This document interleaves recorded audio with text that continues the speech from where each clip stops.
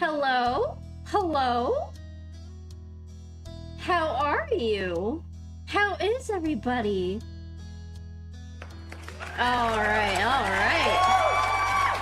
Yeah, that's what I'm talking about. That's the kind of fanfare Shisa gets welcomed to. How's everybody doing tonight? Pretty good? Let me, like, resize myself a little bit here. And, hide my lack of feet. There we go. Hello, Shadow Killer. Hello, Starburst. Hello, Game Crazy. Hello, Zhao. Hello, Livy. It's good to be back. It's good to be back. I apologize for pushing the stream a little bit. But I just needed a day to myself yesterday, and it was just important that I took that time so that I could come back and, you know, be my happy little self. We all need that sometimes. Alright, I think this one... Come on. There we go. That's what I'm talking about. That's what Mama wants. Yes. Let me make sure that my booples... Let me make sure that my booples is in order here. I think I'm a good size on the screen. Yeah, I think I'm a pretty good size. How did I do the chat box in my startup screen? It's just OBS. It's literally just... So the chat box is, a booples. So the chat box is simply drawn by me, and then it's an overlay on OBS, the letters. You can just do the text. You can just put text in OBS and then you can type. That's pretty much how you do it. But yeah, taking care of yourself is always the best thing. I mean, people will understand. People will always understand. Let me make sure my booples are straight. Listen. I don't have to be straight, but everything else about my stream needs to be. At least, like, functional-wise? Let me see. Let me just do my thing real quick. Alright. Let me just complete all of those. Let me see if I can do a... Let me do a boople. Let me do a boople for myself real quick. Right quick. Let me just do a little boople. Okay, so I'm not in frame. I think that's about right.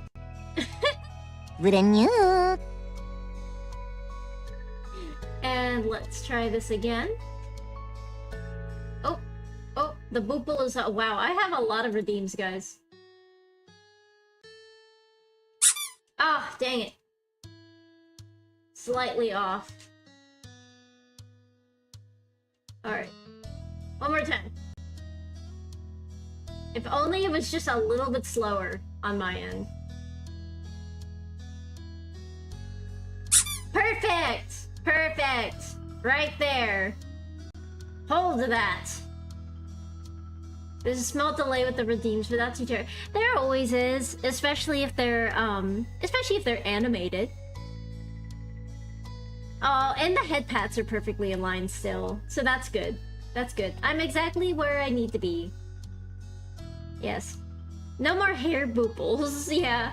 However, if I'm a scrungle, which I will now redeem, sorry about that, I just wanted to make sure that everything was in order. So let me go ahead and reduce myself to a scrungle. A scrungle. There we go. I covered up the screen a little bit, but for the sake of the redeems, it's just gonna have to be that way. But, you guys.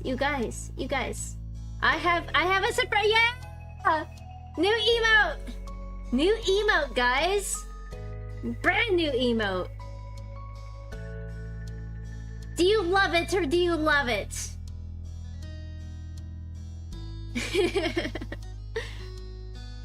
Little thinky.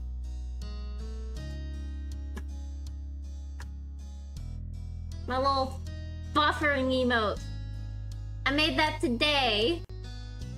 During lunchtime. Yeah. It even looks okay when it's still. It's scrungly time. But yes.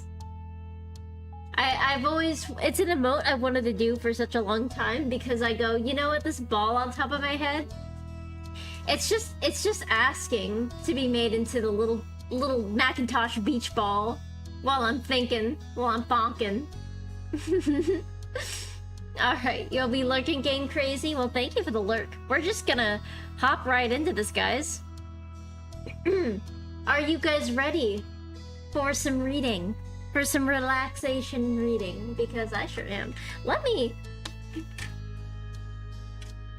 I can't use it. Whatever can I do? Oh no, I'm sorry. Oh, my puppy wants attention. Not now, puppy. Alright. So, where did we leave off? Ah, yes, it's the next morning. After... Let me look at this log here. They're not coming, they'll use the condo.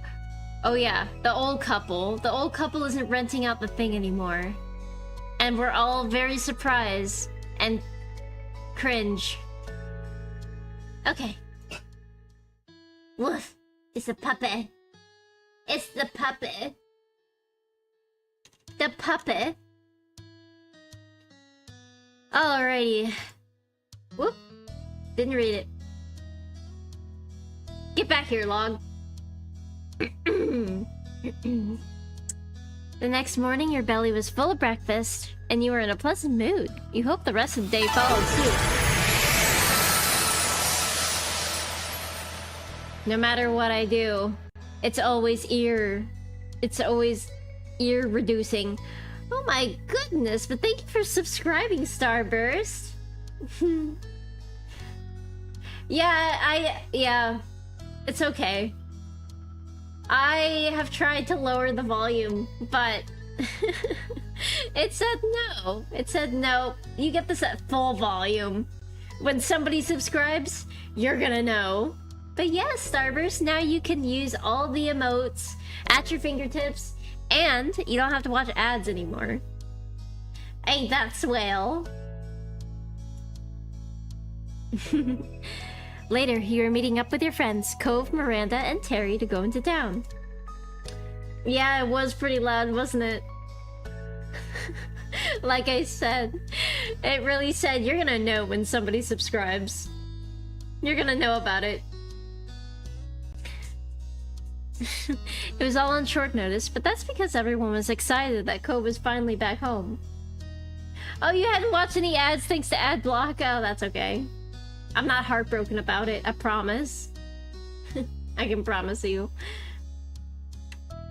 I completely understand. Oh, hi, Mom.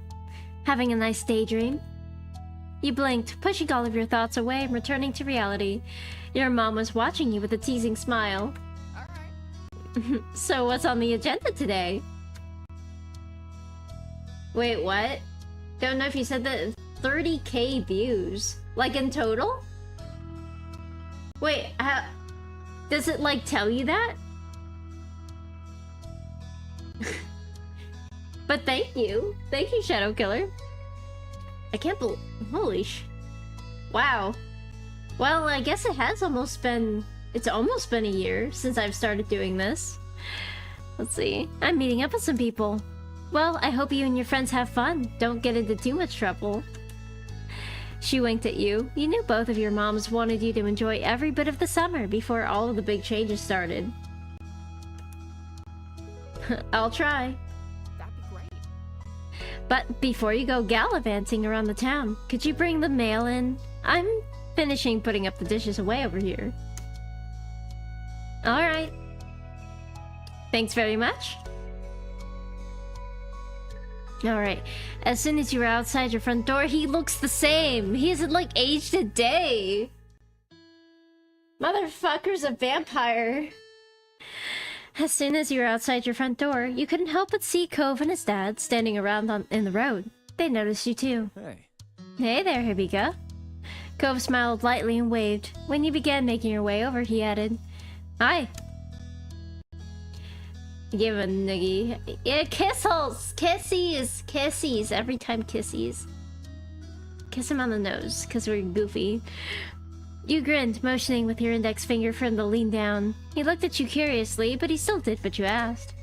Popping up just a little bit on your tiptoes, he quickly left a kiss on the tip of his nose. He shook his head, trying to shoo away the butterflies he got, and chuckled shyly. You noticed Mr. Holden was taking in the scene of you and Cove with a self-satisfied smile. It's that surfer energy. It so is. My dad was a big surfer. He used to live in California, and he looks like he hasn't aged a day, and that's probably where I get it from. And my mom, honestly, is the same way. You would never know that my parents are like in their 60s now. Like, my god, they look amazing. I hope I look that good. I hope I look that good when I'm 50 or 60.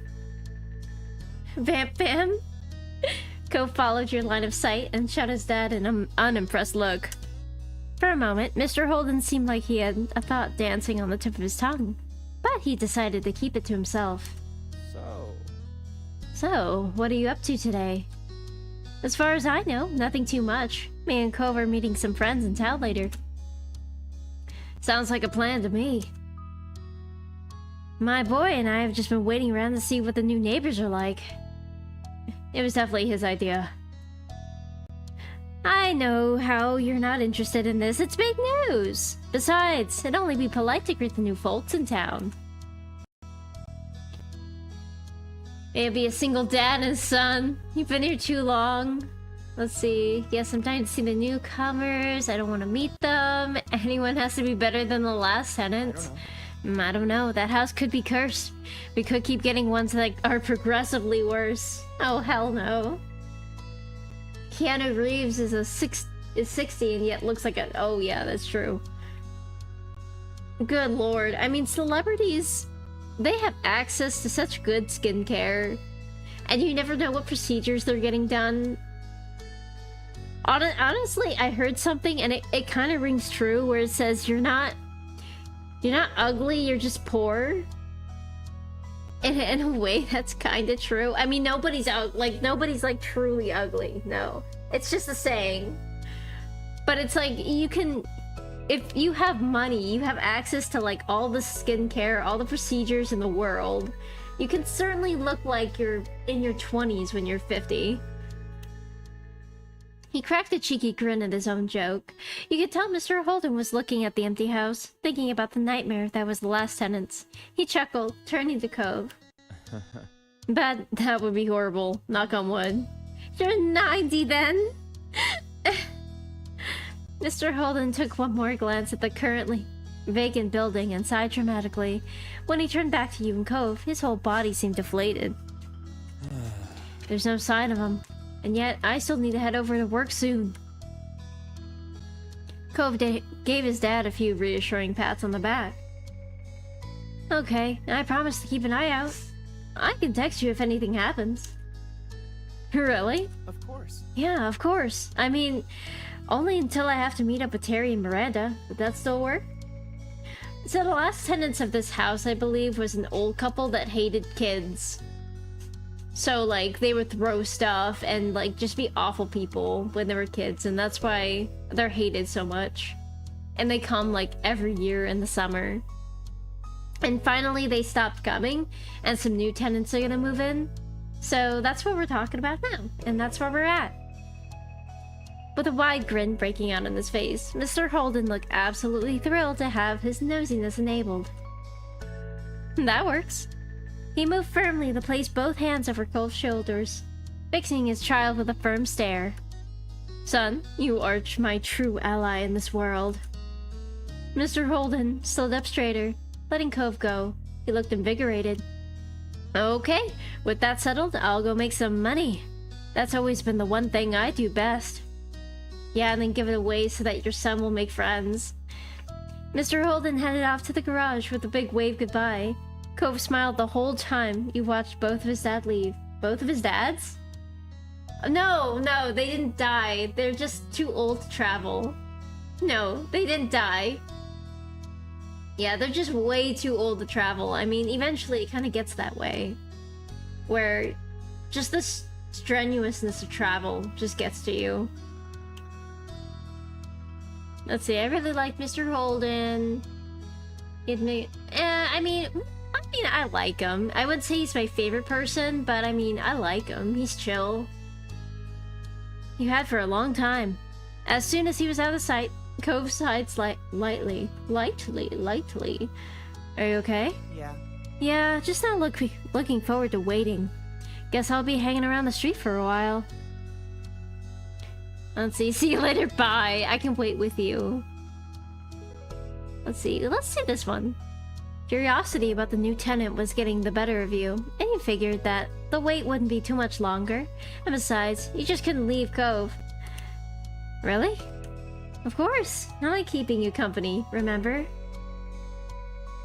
He stared at you a moment, smiling softly and thinking about his response. Me too. I like that too. Cove put his hands on your shoulders, his thumbs absent-mindedly moving in a soothing circle. The look in his eyes was much firmer. He was serious. Ibika, you're my true ally in this world. That got a fair amount of chuckles from you. He grinned, the stoicism fading into amusement. Thank you. I knew you'd stay for me. Oh, you're lucky to have me. Let's see. Shook your head, you laugh. I can't help myself. You're lucky to have me. Teasingly, Cove raised an eyebrow. You're the most lucky guy in all of Sunset Bird. The luckiest. For a moment, you weren't sure if Cove was laughing at your declaration, or that you momentarily forgot the word luckiest. Either way, you didn't mind. The smile on his face reached his eyes, and it made you feel electric. And then he let go of you. Cove stepped over to his front porch steps, lazily taking a seat and leaning back on his arms. Our watch begins? Nodding in agreement, you joined Cove on the front porch steps. You both sat there in a comfortable familiarity as you settled in for the waiting game on the new tenants. The neighborhood was quiet, and you sighed contentedly, closing your eyes and feeling the light breeze. Eventually, you both perked up at the sound of a car. A taxi followed the noise, turning onto your street. Cove's eyebrows raised at that sight, and he sat up straight on the stoop. Oh? Oh, this has to be them, right? Yeah, it's gotta be. Now that they're here, you couldn't help but feel just a bit curious. You wondered what kind of person would be living in the neighborhood for the summer. The taxi pulled to a stop as you expected, in front of the now empty condo. It was the same side of the street as your house, a few buildings further up. Without getting to his feet, Cove tried leaning and tilting his head to get a view of the passenger door as it opened. The single occupant exited the cab. Huh? You could feel what Cove was in that moment. After the last renters, this new visitor was definitely not exactly what you expected. What the I'm sorry. I think an anime protagonist escaped their show. It was a young man. Had to be close to your age. He was dressed fully in an eclectic black, white, and gray outfit. Even his side-swooping hair matched the scheme. Well, hello, Hot Topic. The only other pop of color was from something that could be easily fashioned to submission. A pair of dark brown eyes. Oh, it's brown! The outfit does rock. It fucking kills. He looks like he's from fucking, like, Soul Eater or some shit. Like, God, I'm loving this. Like, look at this fucking guy. He's got a fucking that mole on the side of his neck.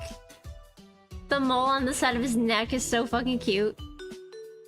What you caught when he looked over at his audience. Hello, folks. Who might you be? We're the neighbors. He got isekai'd. The smile already prominent on his face curled further. It was cocky, but you didn't get the impression it meant something adverse. Hallelujah. You and Cove shared a familiar look with one another, bewildered even further. The color-coordinated man left it there. However, with a firm click, he shut the door of his ride. Then he turned his back to you to retrieve a large, unsurprisingly black suitcase out of the trunk.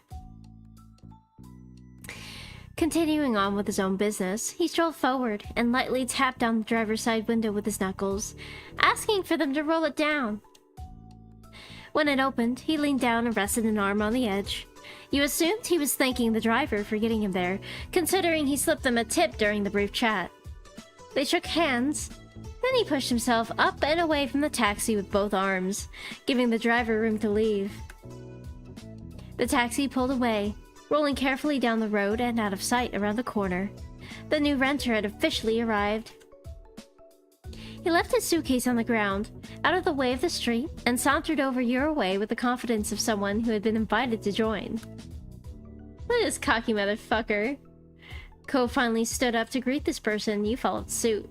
Oh, with the torn jeans and everything? Hell yeah, brother. Excellent. Oh, his voice, so cool. Oh, I gotta copy that. I'm Baxter Ward. It's excellent to meet you, neighbors. Or at least something of that nature. You were standing on the side he was approaching from. When Baxter got close enough, he offered his hand to you first. Yeah, you kept your distance.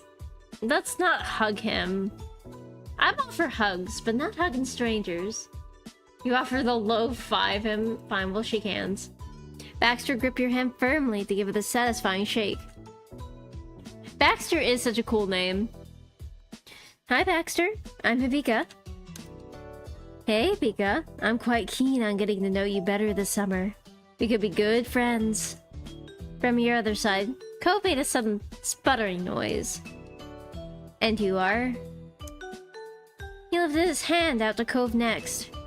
Cove instead crossed his arms to express his rejection of that idea, still eyeing Baxter carefully. Hey, yo, Eldritch Mess. Jigglypuff is pretty awesome. Great singing voice, too. I'm Cove. Baxter's whole demeanor lit up for unknown reasons. His eyes shone as he studied Cove a moment. Really? No, wait. Is that a nickname or your real name? It's just my name. Cove spoke mildly, having given an explanation many times in the past, but clearly charmed Baxter all the same. He tossed his head to one side with a laugh. Your parents knew exactly what they were doing. Can't imagine a more fitting name for the face I'm seeing. Cove. That's gorgeous. Oh, he's got the hots for my man! What? It's really not. No, only I get to fluster him. That's a lot considering you're talking to a stranger. He's taken!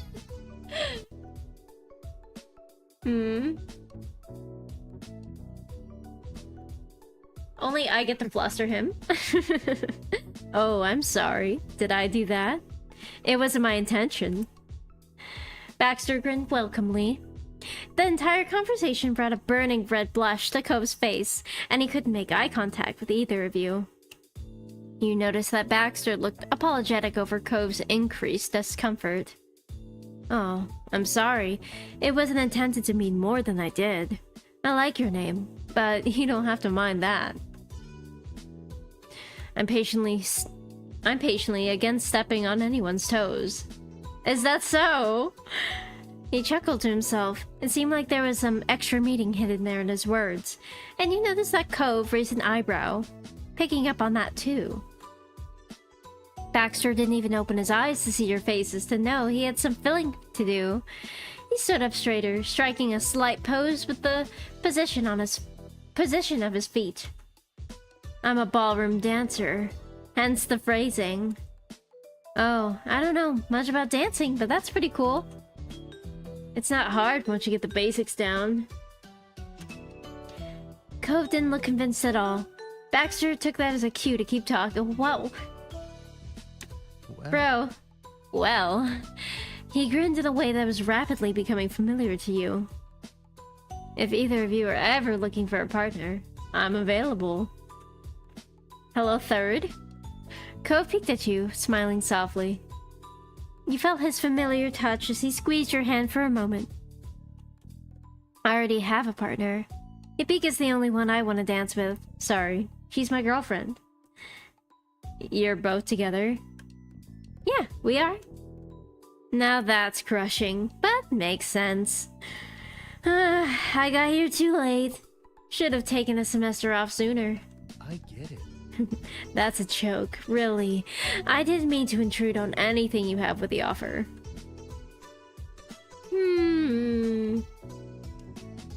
Exactly. We loyal. He wanted the threesome. He tried. Brother tried. He tried so hard for that threesome. Baxter smiled and nodded understandingly, letting the subject go. After that, there was a lull in the conversation, and Cove attempted to fill it. What made you decide on Sunset Bird? Ah, yes, well, my parents rented a condo, so I had... Ooh, excuse me. So I had a place to stay while I'm off for a semester from college, and not living in the dorms. There was a playful glint in Baxter's eyes as he continued. Honestly. Ideally, they wanted to send me somewhere that wasn't too exciting, but lucky for me, they picked the wrong street. Considering the two of you live here, he is laying it on thick, chat. Baxter then preemptively lifted his hands up in front of his chest, giving the gesture for meaning no harm. It's nice to not be the only one of my age around the neighborhood for an entire summer. Nothing more.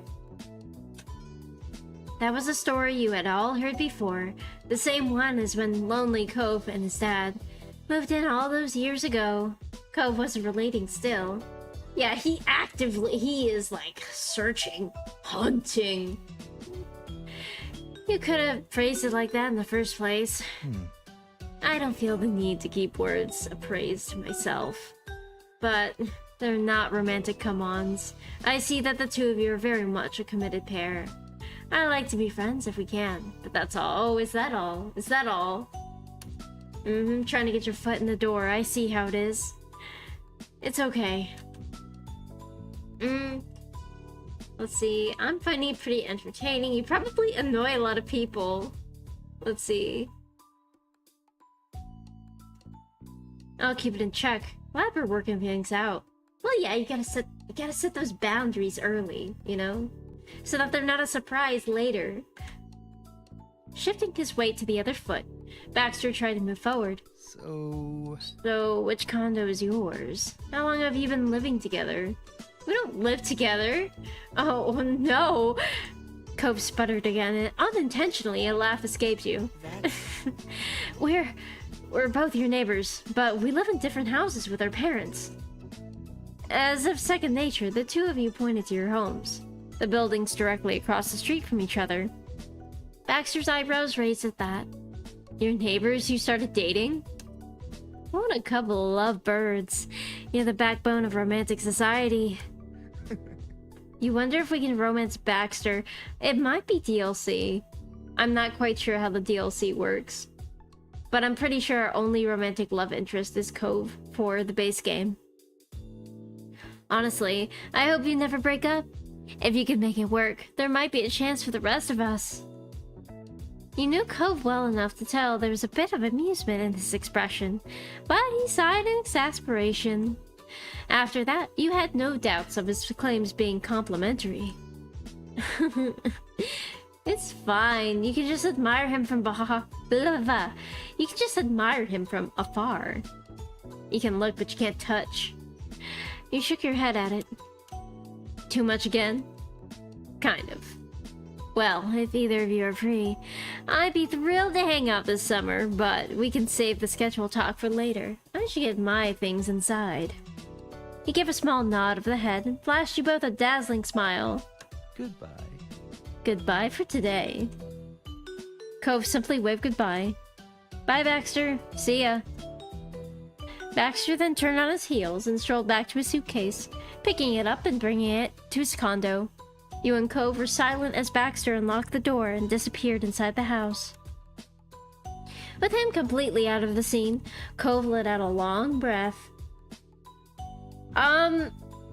I don't think you can romance your stepmoms or Cove's dad in the DLC. I feel like the creator would not be fine with that. But considering a lot of dating sims, I wouldn't be surprised, but this one's pretty wholesome. I don't think you can romance the parents. You can look, but you can't touch the parents. In fact, don't. You totally can. It's fine. Lumi, you made it. Lumi, how are you doing? Guys, look, it's Lumi. Lumi hasn't started streaming yet, but she's gonna. She's been showing me a couple things that she's gonna have for stream, and her stream's gonna be totally epic, from what I can tell. I have no idea when she's debuting, but you guys are gonna know about it when she is gonna. Let's see. No, we shouldn't. Don't touch the parents. Goodness. Well, I don't know how I'm gonna explain that guy to my dad. Just say he's gay. For both of us. He burst out into a fit of laughter, trying to imagine the conversation. At least the job is done. We saw the new neighbor, and now we can go meet up with Terry and Miranda. Oh, I know you're joking. I'm joking too. It's all jokes. Yeah, we should get going. You gave Baxter's condo one last glance over your shoulder. Let's see, you were looking for the... You thought it was charming, you were not interested. I mean... He's charming. It's like somewhere in between the two of these. Maybe not sure. Maybe we're not sure. Honestly, you didn't know if you would ever come to a conclusion about him. Baxter was just so different. Turning your attention back to Cove, you pushed all thoughts of Baxter aside. You both started making your way toward the town. You arm snuggle. Smiling at him, you hooked your arm around his. Cove hummed happily in response. A little while later, you and Cove reached a main street in town. All of a sudden, you stopped walking. What's wrong? I think I heard my phone. You dug your cell phone out and looked at it with a satisfying grin. There was a new message. Before you could read it, you were distracted by a small, amused noise from Cove. His head was slightly tilted to one side as he carefully looked at your old keychain. Can't believe you still have that. It's the dolphin you gave us. Of course I do. I love it. Let's see. Yeah, I love it. You meant it. The intensity of your words had Cove blushing and looking away from you. For a moment, you were both at a loss for more words. You were sucked into remembering that day. He bought it for you. Cove was the one who spoke up again. Sorry, your Twitch crashed. Whose stepdads are we begging? Apparently Cove's dad. I mean, it's already a meme that everyone is hot in this game. Like, both our moms are hot, our stepsister's hot. Like, Cove's dad is hot. Like, it's his biological dad. This is biological dad. Cove's in our heads. Yeah, only in our heads, not in game. it's nice. I'm actually glad you like it. He looked from the keychain to you. His smile reached his eyes. It makes me happy, seeing you care about it and everything. And that makes me happy. Smiling, he refocused on the task at hand. You opened the new text from Miranda, and all you saw was, I can see you. Creepy ass bitch, but that's why I love her. Immediately from where you stood, you started swiveling your head around.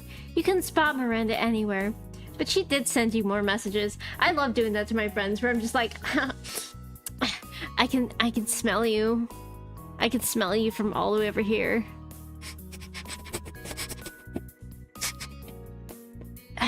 Yeah, smells like fucking bitch. Love you, bitch.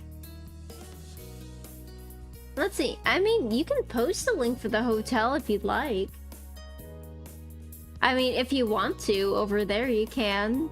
But I mean, you can easily just use the commands. You can use the commands like on Twitch. Like so. Just in case. Smells like pussy.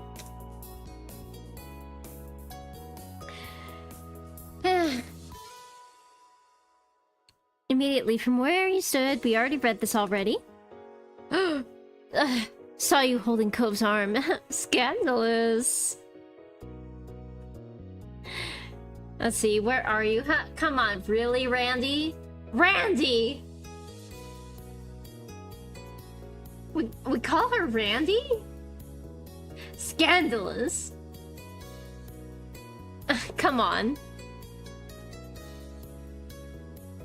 The message was sent, and you were back to looking around, scanning for any sign of movement, and familiar faces, but they were still invisible. Cove looked at you carefully, raising an eyebrow. It smells like bitch in here. Miranda, come on out, he said at the ridiculousness. You burst into laughter. You sent your own joking text. Let's do, yeah. Let's do this. If you want to keep hiding, Cove and I can just do our own stuff without you, is what you decided. That's kind of mean, but you know what? It's fine. You smirked, hitting send on that message. Cove looked at you, curious, raising an eyebrow. What's happening? Before you could even begin explaining anything to Cove, you both snapped your attention to the yelling from across the street. And there you saw Miranda and Terry coming out from behind the backside wall of a grocery store. They both started waving wildly to draw even more attention to themselves. Cove took a step in their direction. He grinned and waited for them to get closer. Laughing and arm, the girls stopped only to look both ways and then rushed across the empty street to get hit by a car. Hi. Oh my god, she's so fucking cute! My fucking ears! Yeah! Thank you, Nebby! Thank you so much for subscribing! This is your 3rd month! It's your 3rd month! Pog! Well, that's loud. It is loud. It is loud indeed. It's okay. It's kind of funny, actually. It's kind of funny to me. I will have to go in. I bet you what happened was it didn't save when I lowered the volume. That's probably what happened. That is probably what happened there. But yo, she's fucking cute. Look at her. Look at her. 3 months of Shiza, let's fucking go! Hell yeah. Hell yeah, brother. Whoa, she hot. Hope you weren't waiting too long. Hey, buddies. Hey, buddies. Hey, buddies. Marina is so cool. Hi. Is that all you have to say? Hi, Nebby. I missed you. I feel like I haven't seen you on stream in a while. How you been? Let's see. Me. Oh, it's time for the big stretch. Time for the big stretch. Let's see. I'm so happy to see you too. Happy. Now that we're here, their joke on you is already long forgotten in your mind. Terry and Miranda giggled, smiling wide at your declaration. Terry then closed the distance between her and Cove and crushed him in a painfully tight hug. Dang, girl, strong. You're finally here. It's been so long. What took you? He did his best to eke out a reply with his chest being compressed. Sorry. Sorry. Oh, I'm happy. I'm honored to be your background noise. Always. Eventually, she let him go. Terry looked at him with a beaming smile, but Cove was distracted, rubbing his arms. Standing there, Miranda shifted her weight to her other hip. She watched Cove patiently with a bashful smile. Welcome back. Thanks. It finally felt official. Everyone was together in one place. From here, you weren't sure how often you would have another afternoon like this again. They didn't either. So? Cove. Terry poked Cove square in the chest. You're gonna have to get me your schedule by this time yesterday. No way. Not really possible, Terry, but I can say as soon as I know. So far, work hasn't said anything, but I can tell you I'm busy with Orca activities. When Cove wasn't at his part-time job or pursuing academic interests, he volunteered for Oreos. For the Ocean Restoration, California affiliation Orca. The group focused on cleaning up beaches and removing pollution from the ocean. Cove always loved the sea, so it didn't surprise you one bit when he started getting involved with them. Let's see, it was Cove's activity, you joined Orca. Actually, I would do that. I love wildlife. I feel like he would know first, though. Yeah, I used to do that kind of stuff when I was little, actually. Not little, but like a teenager. I used to volunteer for stuff like that, because I lived near the beach. Their big Smash event for the year is coming up, right, isn't it? Yeah, there's not much more to do before then, but I'm kind of looking forward to the fundraising push. Hopefully we can pull it off. If anyone can do it, it's you two. And even if it goes really bad, I'll still look good on a college application at least. I mean, his name is Cove. Yeah, and his father does love the sea. That's probably why he was named Cove anyway. Watching from YouTube feels nostalgic. Hey, Livy. It's so funny when I see you guys pop over from YouTube to Twitch. It's like you're going through the walls. But yeah, I first started out on YouTube. I didn't have Twitch. Like, I had a Twitch, but I didn't stream on Twitch. I started out on YouTube, actually. And yeah, I only had like 3 people watching me. That was like the, you know, pretty much just the people who are now my mods, and a couple other people were watching me. And I started playing Give Me That Shawarma. It's a visual novel about shawarma coming alive. Like, the shawarma becomes a waifu, and you have to escape the evil white sauce that looks like cum. And that's what I started with. I started the visual novel because it was like very easy on the computer, and if anything went wrong on OBS, I'd be able to easily just kind of stop playing for a second and fix it. But I remember no, I don't think I'll have hundreds of viewers, honestly. It takes a while to get up that high. I mean, people that have like over 1,000 subscribers or followers, they only get maybe like 30 on average. Yeah, the shawarma. You remember? Do you remember the time I started streaming the shawarma? But no, that was fun, and it was funny because I started stream, and all I could really do was start geeking out about my model. All I could really do is geek out about my model the entire time. I was just like, oh my god, guys, it's happening, and I did that for maybe like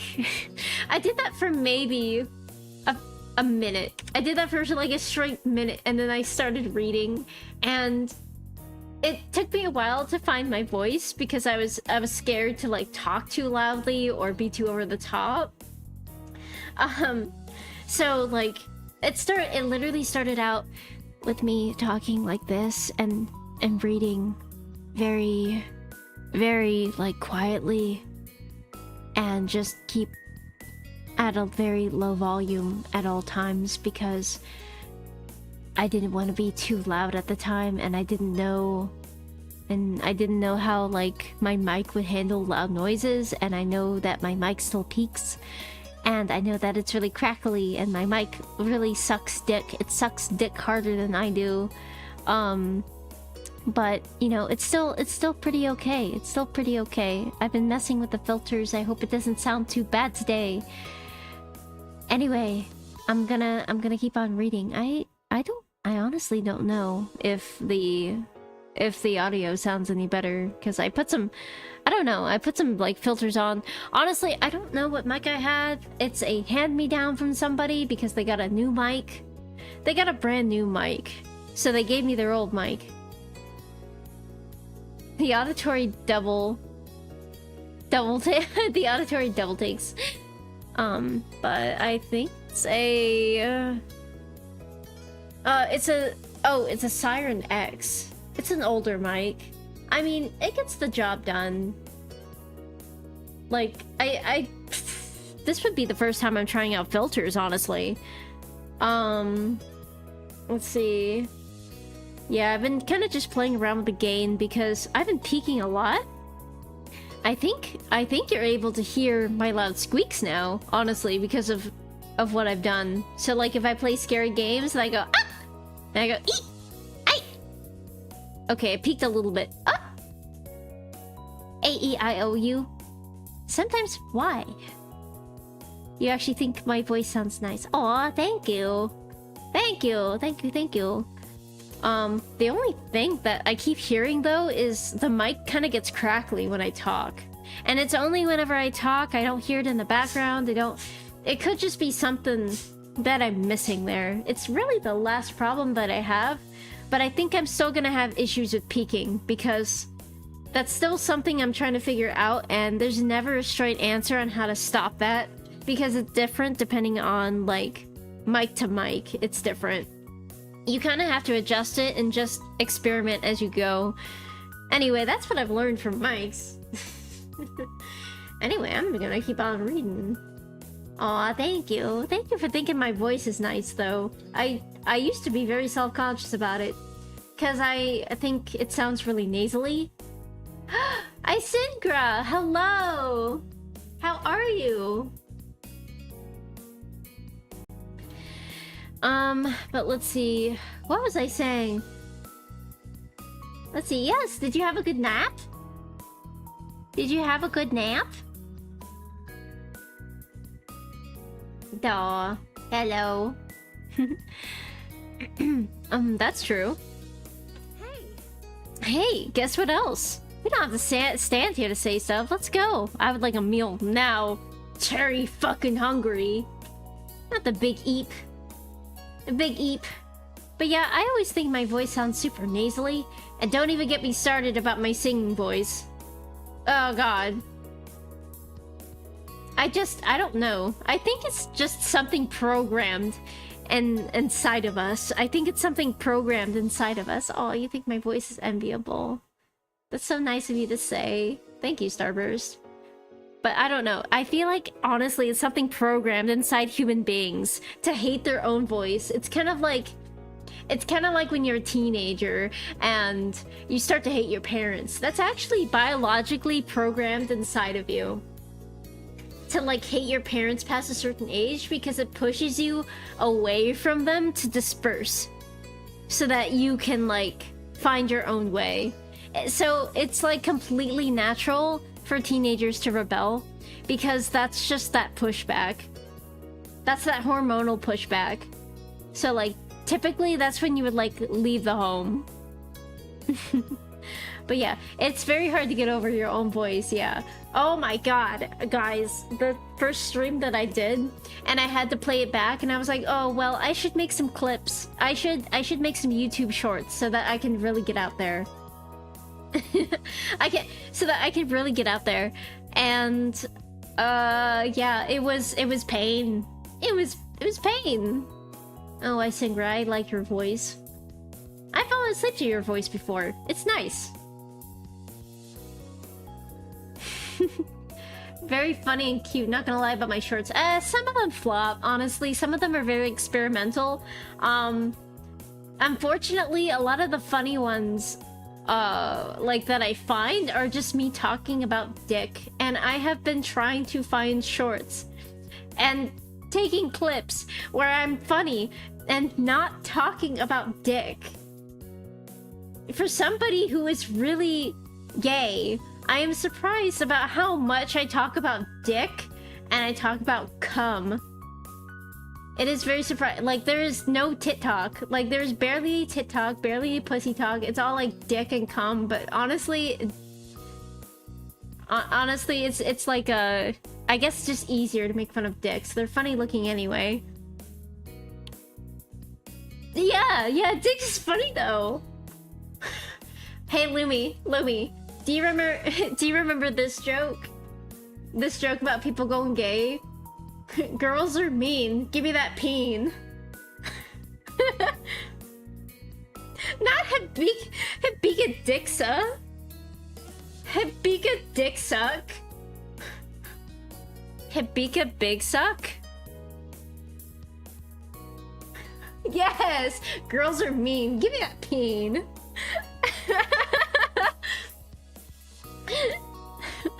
Barking up. Cove not in agreement. Oh yeah, I'm playing a game right now. forgot. Yeah, for sure. Girls are mean, give me that peen. I'm gay now. The four of you decided to head into town, happily chatting the whole way. The decision left to make where exactly to stop and eat. Yeah, I know. Girl, Lumi. Like, there's jokes in my head. Like, I remember so much. And honestly, I think it's because with friendships that I cherish and moments that I cherish, I never forget them. Because there are moments, like with family and friends, that I just can't forget.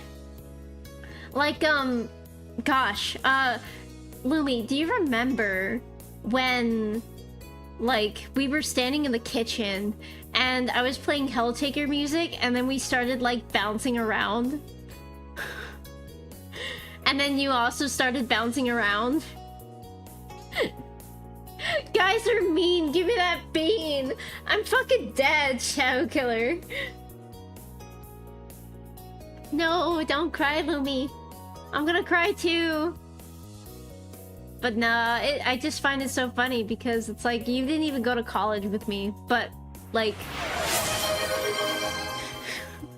You didn't even go to college with me, but, like, you're one of the best college friends that I've ever had. Honestly, like, one of my best friends. We hadn't talked in so long, but that doesn't mean that I stopped thinking about you, because I talked about you a lot. Which sounds kind of weird, because I never really, like, talked to you. It was hard. Sometimes when I don't talk to somebody for a very long time, it can be very hard for me to talk to them again, because I'm scared that, because I'm honestly... Jesus fuck, so many subscribers! You just subscribed for 6 months in a row? Girl! Girl! Thank you. Oh my god. Oops! Not the oops after that. Please tell me that was... Did you just accidentally subscribe for 6 months? I'm so sorry. Was that an accident? That is so loud. Oh, okay, it was the... Yeah, it is really loud. Oh, listen, I don't get subscribed too often, so it's hard to gauge how loud that is. I keep forgetting to fix it. The rest of the afternoon and evening passed by in a blink of an eye. When the night fell, it was time to head home. And you parted ways with a wow. You're not even gonna show us the day? 2 more for goal. You're right, 2 more for goal. Come on, people, we're on the streak. Oh god, if that's gonna be the case, then I'm lowering the volume. Hold on. I'm gonna fix this right now. You guys hold on just a second, because I'm fixing this. Where are my sound alerts? I'm scared. I'm scared. Where the fuck are my sound alerts? I'm running. Okay, fine. Let's see, that's gifts, subscription tier. Okay, wow, it really did not change. Okay, so I'm setting this to 50%. And we should be good now.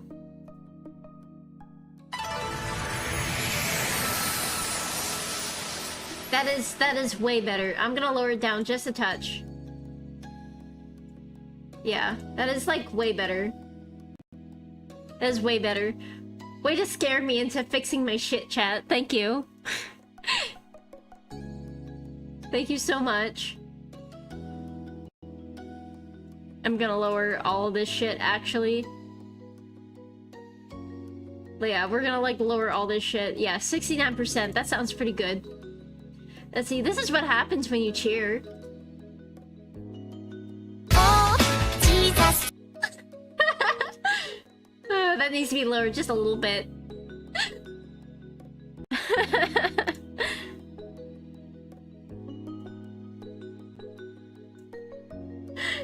You just put your headphones. I'm ready to be deafened. No.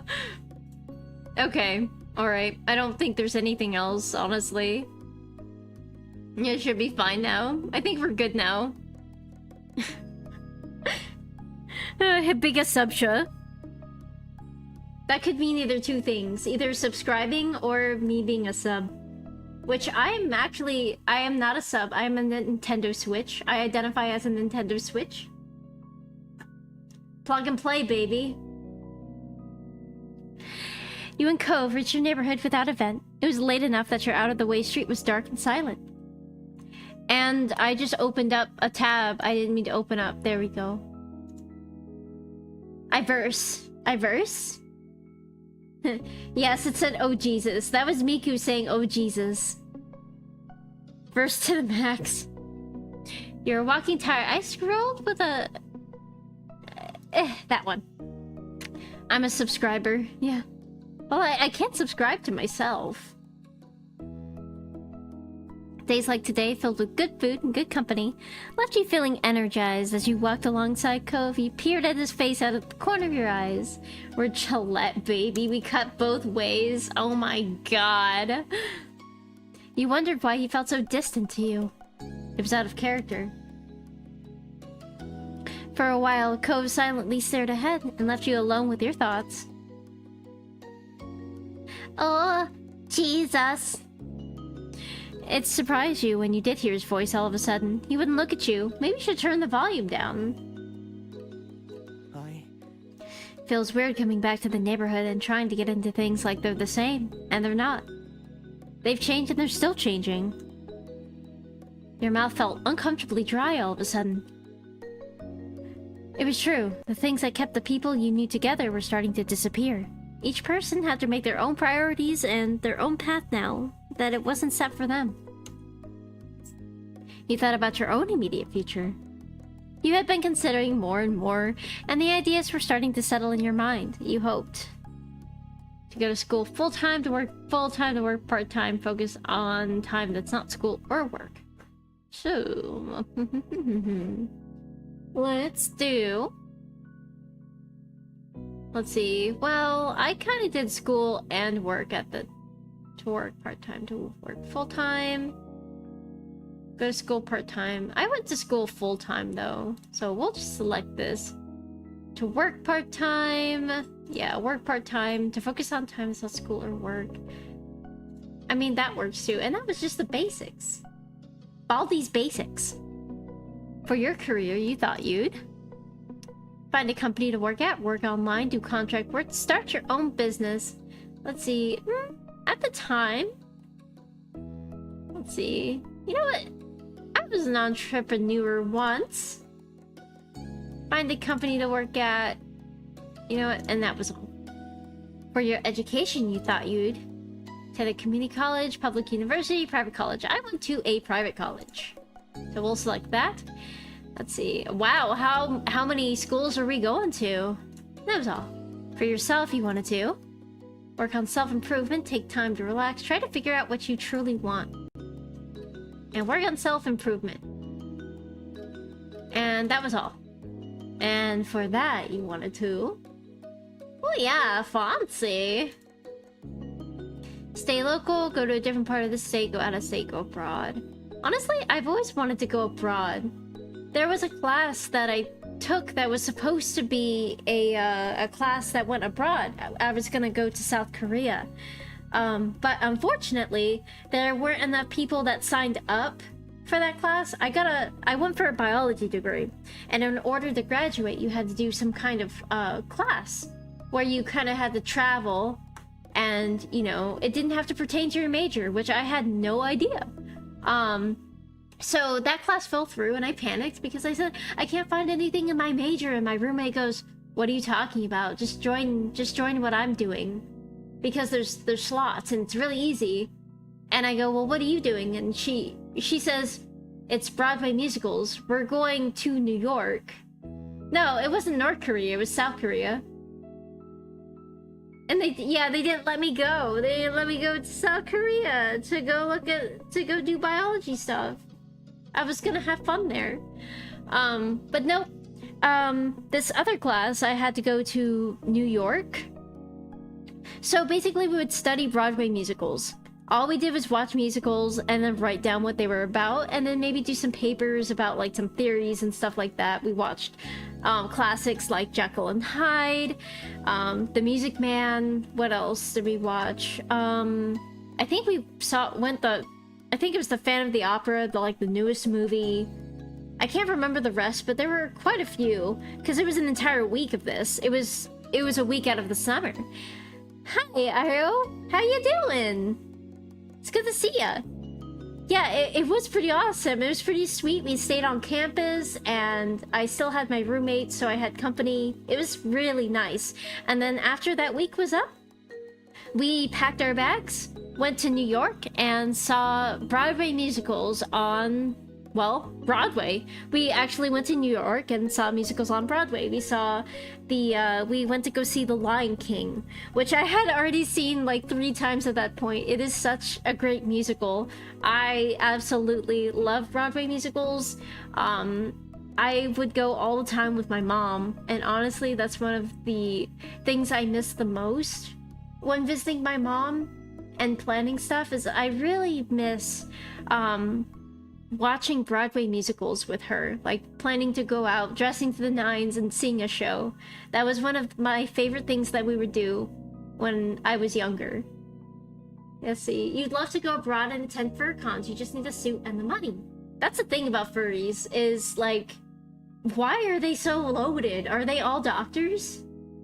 Like, are they all doctors? Are they lawyers? Honestly, I would love to own a K suit. A K fursuit. Like those, I love those.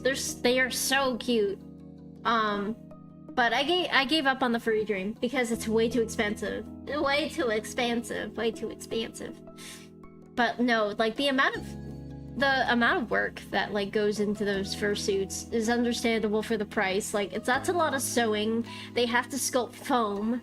They have to make sure everything's even. Sometimes they have computer programs that they go into to like make the patterns and stuff like that. Sometimes they make the fursuit first in Blender. That shit is so cool. They make the fursuit in Blender. Then they go in and they form pieces around the model. And they make their patterns from that. That way they can go in and like shape every individual piece. So then they can like get a good a good handle on what exactly they're like. Oh yeah, foam work is the devil. That shit is literally so hard. But yeah, Ira, we actually did get to explore New York. Back to what I was talking about. We did get to explore New York.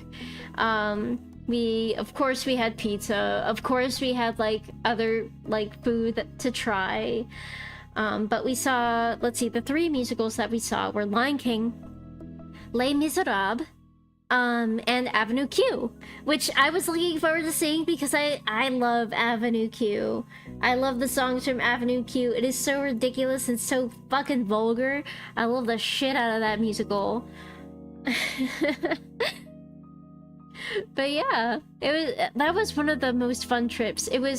I had been to New York before, and that definitely redeemed the previous trip because I had a terrible time the first time I went to New York.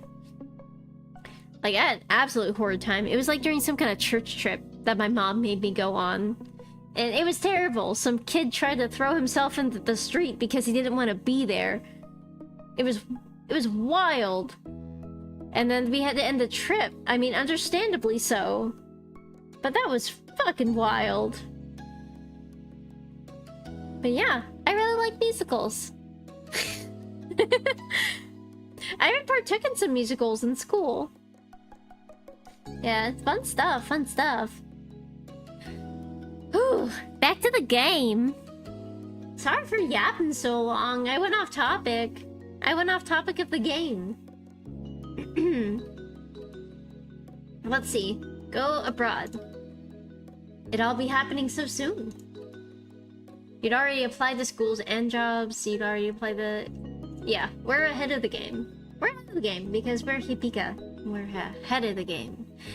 You've been open about your situation and everyone knew. Let's see, and you only spoke... Yeah. Now you wondered what Cove had in mind. You'd heard him consider some things for a future, but it never was anything that could have counted as a real plan. Making it back home, you both stopped at the middle of the street. Cove sighed. Cove looked at the ground for a moment. His mouth trembled, trying to settle on the right words to say. So, are you still thinking about doing self-improvement and stuff abroad? Yeah. Cove closed his eyes and nodded. Ow, ooh. Chat, I ripped my nail off today. I just hit the button and... oh. Okay, I didn't rip it off, but like, what happened was my nails were wet. A dog pulled on a leash and it tugged on my nail and just like peeled. Like, it fucking peeled the white part off. So like, all I'm left with is the pink part. I'm surprised it didn't bleed, but it's really sensitive. And it hurts. Ouchie! Yeah, my thoughts exactly, Lumi. Ouchie ouchies! Cove closed his eyes and nodded while he composed his thoughts. He looked at you while he lifted his head. Very much ouchie. I decided on something. Well, kinda... He smiled slightly and rubbed his arm. Then his expression grew more serious. But yeah, I'm okay, Shadow Killer. Don't worry. I'm alright. It'll grow back. It didn't tear like off. It just but it hurts bad. I cannot wait for this to grow back out because it is super sensitive. I'm used to keeping my nails fairly long, so the skin underneath the nail is very sensitive because it's not used to, you know, being exposed to the elements like that. Yeah, it'll feel better. I'm probably gonna put a bandage over it for work just to help it, like, with the padding and stuffs. I'm not gonna decide on a school or a career. Not this summer. I'm gonna stay here, at least in Sunset Bird. I'll probably move out of my dad's place. Why are we clapping? Why are we clapping at my demise? Nebby! Ugh, excuse me. I'll keep working my job, keep doing my volunteer stuff and everything else. I don't know. Maybe I'll know what I want for myself by fall or next year, or maybe I'll never have a plan. Life will continue on with whatever's happening. You're just trying it out. It's fun. It's fun. I have laughter. I have aww. I'm not gonna crush myself trying to have everything figured out by a timeline that someone else has set. I just can't do it. His brow furrowed and his tone was tense. It was clear how much expectations were weighing on him. I know that's not very exciting, but it's the best I can do right now. He laughed derisively, but with the way his face looked at you, you thought he wanted to cry. Aw, thank you for the head pats, Shadow Killer. That's so kind of you. Let's see. You smiled, you look at him deeply, you started to cry. Let's look at him deeply. I'll see right through you. Your plan sounds very you. That sounds very backhanded. I'll miss you. I wanted you to come with me. Let's say this. Your words came out quietly. You were hurt, but more upset with yourself for assuming he would always be there, no matter where you went. Boops! His face crumbled, and your original assumption was proven correct as tears easily began to fall from his eyes. His chest heaved and his words were whispered. I'm sorry. Maybe I can still go? I'd only be a little late. No matter what's happening, I got boobled! Oh, thank you! Oh, thank you! No matter what's happening, I want you to know you won't ever lose me, because I won't really be gone. I'll still be there for you the best that I can, whether it's long distance or whatever else. Cove's whole expression softened. His lips pulled into an affectionate smile. It's okay. Hipika, you deserve to have everything you want in life. Let's see. Thank you. I want you to get everything you want in life. You're the only thing I want. I'm not gonna say that. We're not... Let's say thank you. Let's say thank you. You stared at him astonished. A part of you still couldn't believe what he said, but he meant it. Looking at you fondly, Cove took a step closer. He then brought a hand to your face, cupping your cheek. Dotingly, his thumb lightly brushed upon your skin. A shiver shot down your spine. He spoke to you softly, wholeheartedly. He meant every word. Things are hard right now. It scares me, but it'll be okay. It'll be more than okay. Now that things are up to us, we can make our lives better than they ever were before. You believed him. You felt better after his reassurance. Let's see. Let's believe him. Climb on him. It's not time for piggybacks yet. No matter how daunting the future could be, he was right. You'd be okay. Deeply, you met Cove's gaze. You nodded. At that, his expression morphed into a look of careful confidence. Clearly, he was still struggling with this topic, and you wondered what else might be on his mind. This was a start, I think. But it's not over, is it? We'll have to keep talking about it going forward. Yeah. Cove softly reiterated his promise. It'll all be okay. We'll still always be there for each other. Is that good with you? It is. Cool. That's it. She said he wants it. Listen. Give it. Listen, I know that it's not time for that yet. We're having a cosmic moment, okay? This magic moment. Cool, that's cool. I'll see you tomorrow. Okay, now we climb on him. Jump him! I'll see ya. Night. He pulled you into an unexpected hug and knocked the breath out of you, yet couldn't have been a more reassuring feeling. You returned his embrace and stayed that way for as long as you could. He's rizzing me up. Oh my god. You're right. My own boyfriend rizzing me up? What? Night. He finally let go, giving you another smile. Then Cove started walking away, but you remained there, frozen in the middle of the street. You watched him and wondered, how many more times will he be able to say that he'll see you tomorrow? And that's so sad. I don't want to think about that. I don't want to think about it. You hope for countless more times. Finally, you turn toward your own house. No, he left you. You're right. I missed my chance to clamber. I wanted to clamber that man. Alright. Hang! Drive, errands, talks, charity. You know, I want to see what the charity thing's about first. Orca! Cove pushed himself to his feet where he had bent down in the sand, stretching out his back and groaning softly. A tired breath slipped past his lips as he wiped his brow, looking out over the shore. Looks great. You stood beside him, joining in the surveying of the sand that almost seemed to sparkle beneath the midday sun. The two of you had been out on the beach since sunrise, cleaning up and down the beach looking for various debris, and the work had paid off. Using a hand to shield your eyes from blinding rays, you glance across the way where the other volunteers from Orca were gathered. They were easily recognizable by the high-vis vest they wore. It looked as though everyone was about to wrap things up for the day. I'm happy to see it in a better state. It was pretty sad looking when we got here. The beaches of this town were practically your own personal backyard, and you visited them a lot. It felt good knowing that you were helping to take care of them. Too bad not everyone sees the joy in putting trash where it belongs. Oh well. Cove placed his hands on his hips, a pleasing grin pulling at the corners of his mouth as he admired the work you'd both done. You began to realize during your time volunteering for the organization how seriously Cove took his service. It was easy to see that it was something important to him. Let's see. You felt equally invested? I would. It was important that the ocean you grew up with was protected.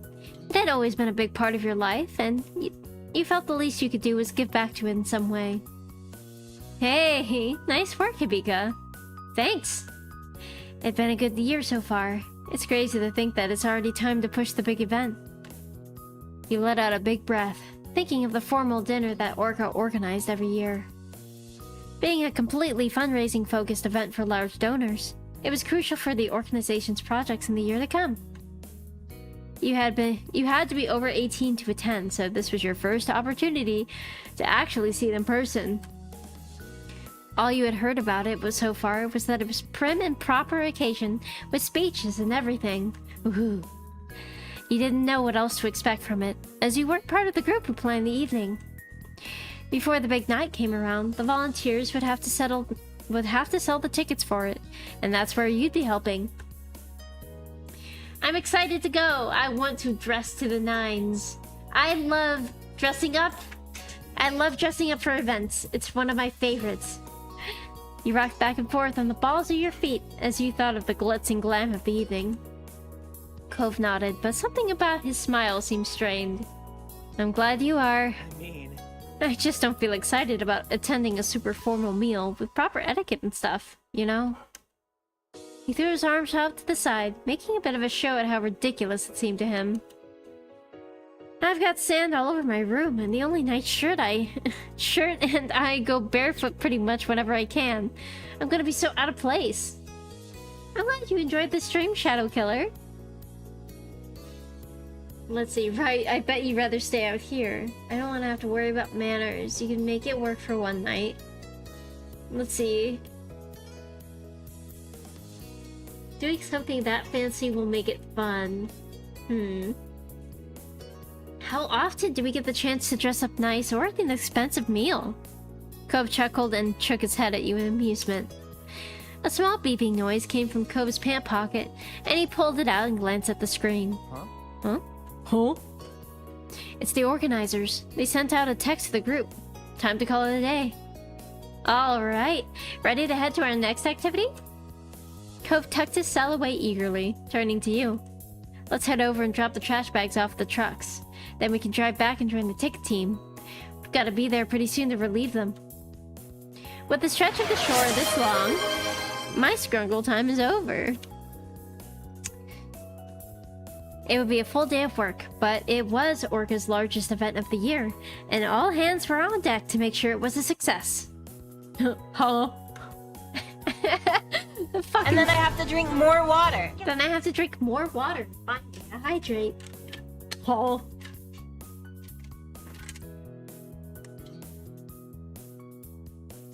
Raise your hand for a high five. Let's see. Or Nudge ran off, started to walk. Nudge. He chuckled and nudged you back playfully with his now free hand. Yes, hydrate. I will hydrate for you. Anything for you, my dear light. You collected the trash bags spread along the way together, heading across the beach to hoist them into the trucks before heading off to the next job. Cove slipped his warm hands into yours and you intertwined your fingers, strolling back to the car side by side. The drive back to your neighborhood and making your way to the shopping street was fairly quick, though Cove stressed a little about being late. Luckily, he was able to find a parking spot nice and close to where he needed to be.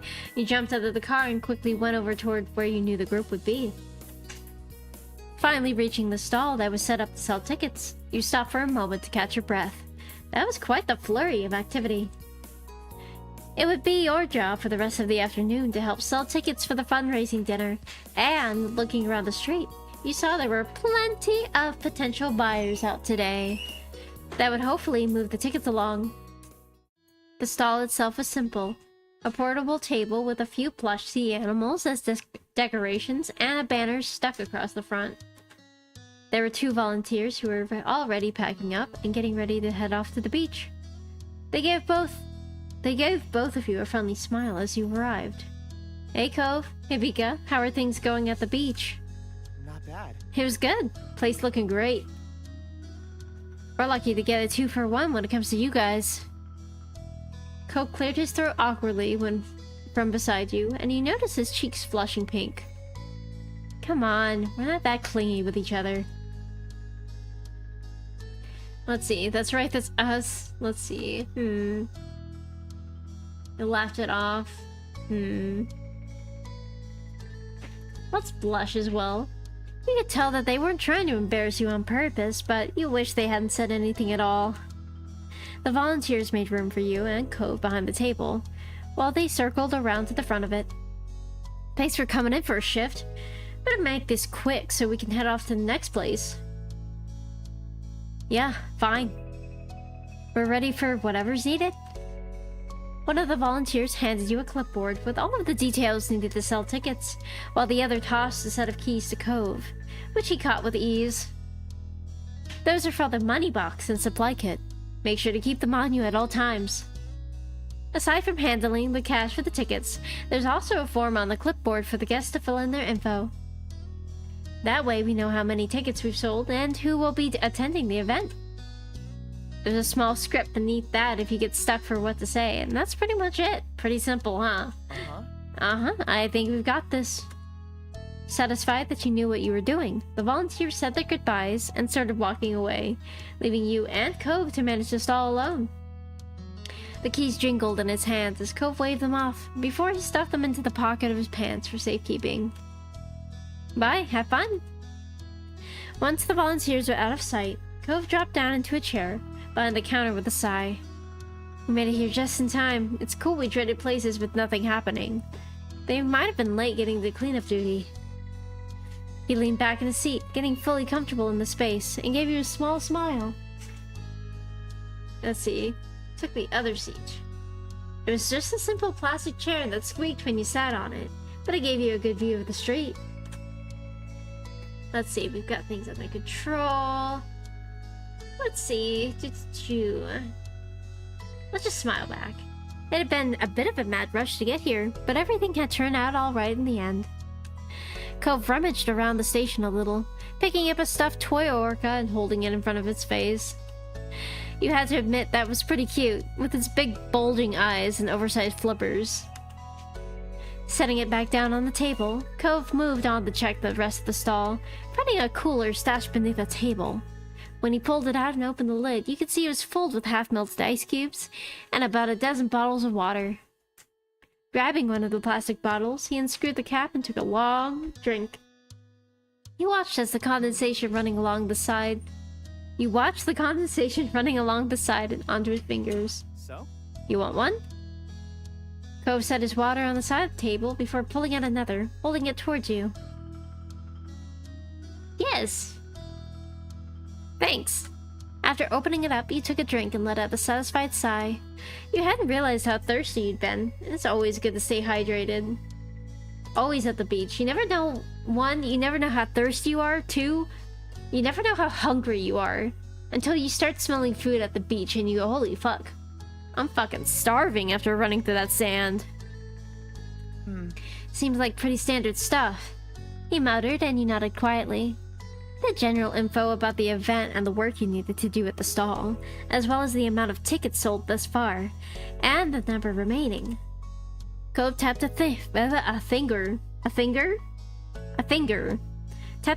on the counter as he read quietly over the notes, muttering a few things now and then that you didn't fully hear. He seemed content to be there, and you were sure that the afternoon would pass by quickly. When he glanced out toward the crowd, and made a small sound, you followed the line of sight to see that a potential supporter was on their way over to the booth. Let's see, alright, psych yourself up. Anxious?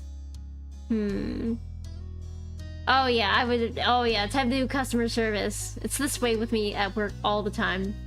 Gotta take a deep breath and follow the script inside my head that says, "Hi, how are you?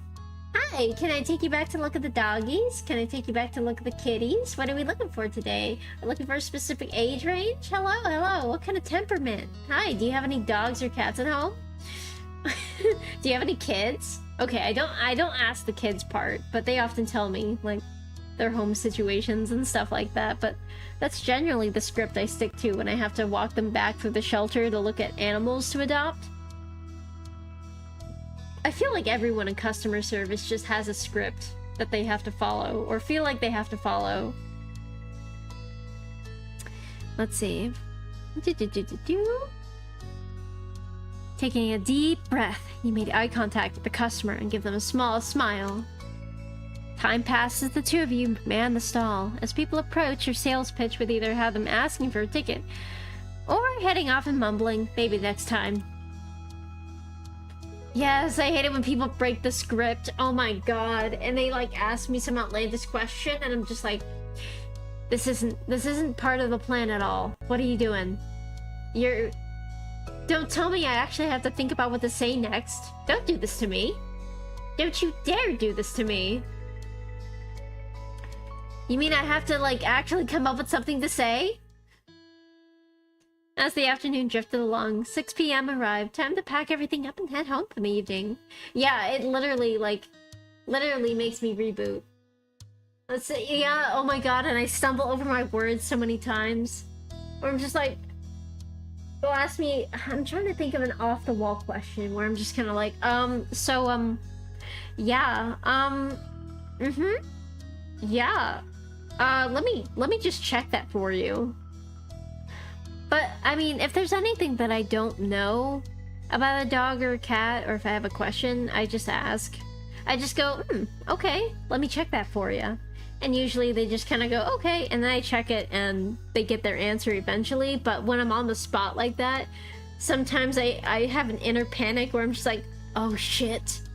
Oh fuck. They want to know the answer and I don't have it. Oh fuck, oh fuck. Your work with Orko is far from over, but right now, there was only one thing to focus on, attending the event. Ask the dog!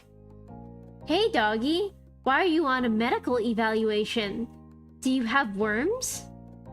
Do you have lice? Is there bruising where your space scar was? Hello, what's wrong with you? Why aren't you available? The days continued on in normal flow, and before long, the night of Orca fundraising dinner was upon you. It was early evening, and you were in your room getting ready as the minutes ticked closer and closer toward the time you needed to leave. Let's see. Liz was helping you pick out an outfit, Cove was on speakerphone. You know, both. I like both. I like both. I mean, look at her. I love her dress. You were currently in the midst of picking out an outfit, which Liz was helping you with, while Cove gave us input from the phone.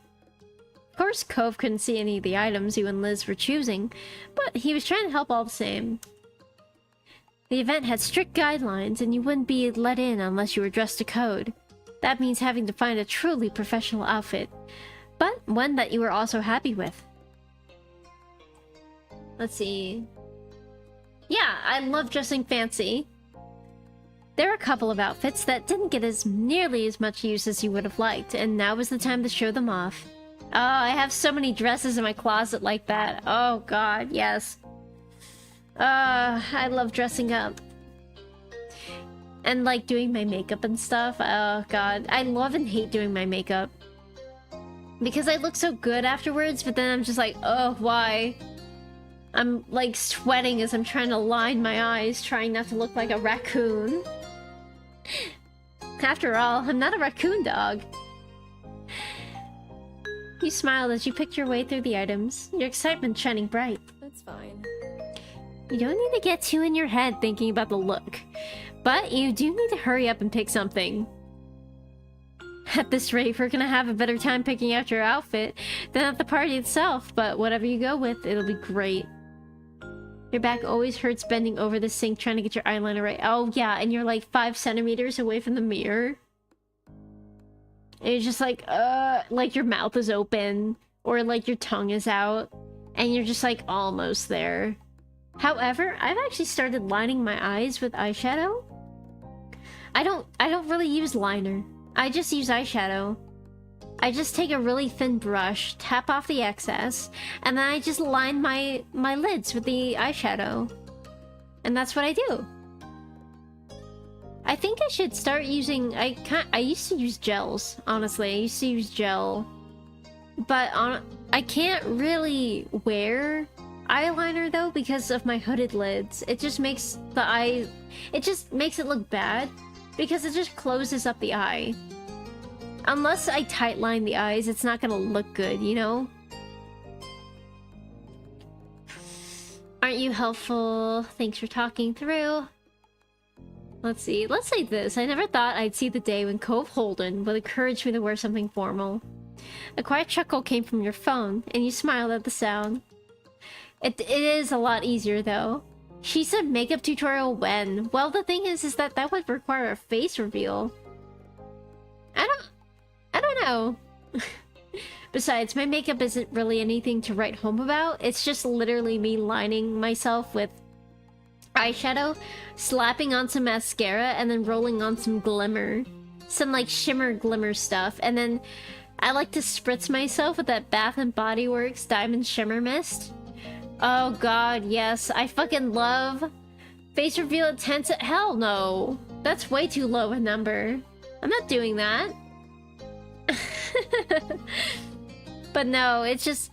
I love the Diamond Shimmer Mist. No, just do like a live painting. She said makeup. Shit. I mean, you know, it's hilarious because I find makeup hard to do when I'm drawing as well. It always looks bad. Always looks bad when I do makeup on drawings. That's why I just have simple makeup on my character. It's just that simple, like, red eyeshadowy makeup that is on every, like, Japanese folklore character. I can paint a Shisa face. I mean, speaking of painting, that is a good hint as to what's coming up next month. So definitely keep an eye out for something new, because you know it changes every month, right? You guys know it changes every month? Taking in a deep breath to refocus yourself, you look over the options one last time. It was time to decide on an outfit, and quick. You chose a dress. You chose... okay. I would wear a dress. I would wear a dress, because I am like that. Liz nodded in approval, clapping her hands together satisfied. Good. Finally, we're making some progress. That sounds like it'd be fine. I'm just wearing a shirt with buttons and slacks, personally. Standing in front of your mirror, you quietly assess your outfit. You thought about adding an accessory or two. You've gotta accessorize. It really elevates an outfit, you know? It needed a little something extra to finish it all off. Rummaging through the rest of your wardrobe, you picked out what you needed to complete your outfit. Ooh, we can pick all of this shit. Honestly, a ring. You can leave the house without slipping on that. Holding your hand up to the light, you quietly admired the way it glinted. A bracelet. A bracelet. You slipped a bracelet around your wrist and made sure it was sitting there properly. Honestly, like, not a belt. A pair of earrings, of course. You gotta wear earrings. You hurried to put on a pair of earrings to match your outfit, aware that time is running short. A shawl. Honestly, like, a tie, a button vest, a hat, an anklet. Honestly, a shawl to complete the outfit, and we're good. Just in case it got cold during the evening, you'd need a shawl to drape over your shoulders.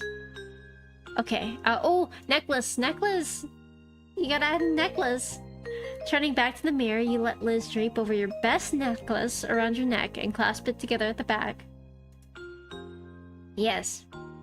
And that was everything. One of my best necklaces is... it's the Black Box from Nier Automata. It's like plated in actual silver, and I love that thing. It's so heavy too. And with that, decided to apply makeup. Honestly, I would ask my sister, because look at her. Makeup on fleek. Makeup on absolute fleek. Leaning up in front of the mirror again, you spoke over your shoulder. Do you think you could help me with some makeup for tonight? Absolutely! I'll show you everything I know. You're welcome for that. Thank you. With that, Liz really got into gear. She worked deftly to apply all of the details without holding you up too long, all while keeping you informed on what was happening to your face. Yours is Gerald's medallion from the Witcher games. It's sterling silver. Oh, that's so cool. That is so cool. Oh? You're really going all in, aren't you? Of course. Finally, you were dressed, and it all come together. Oh, yeah. It's all coming together. Okay, just gotta change my shirt and I'll be at the car. See you in a minute. Schnookums.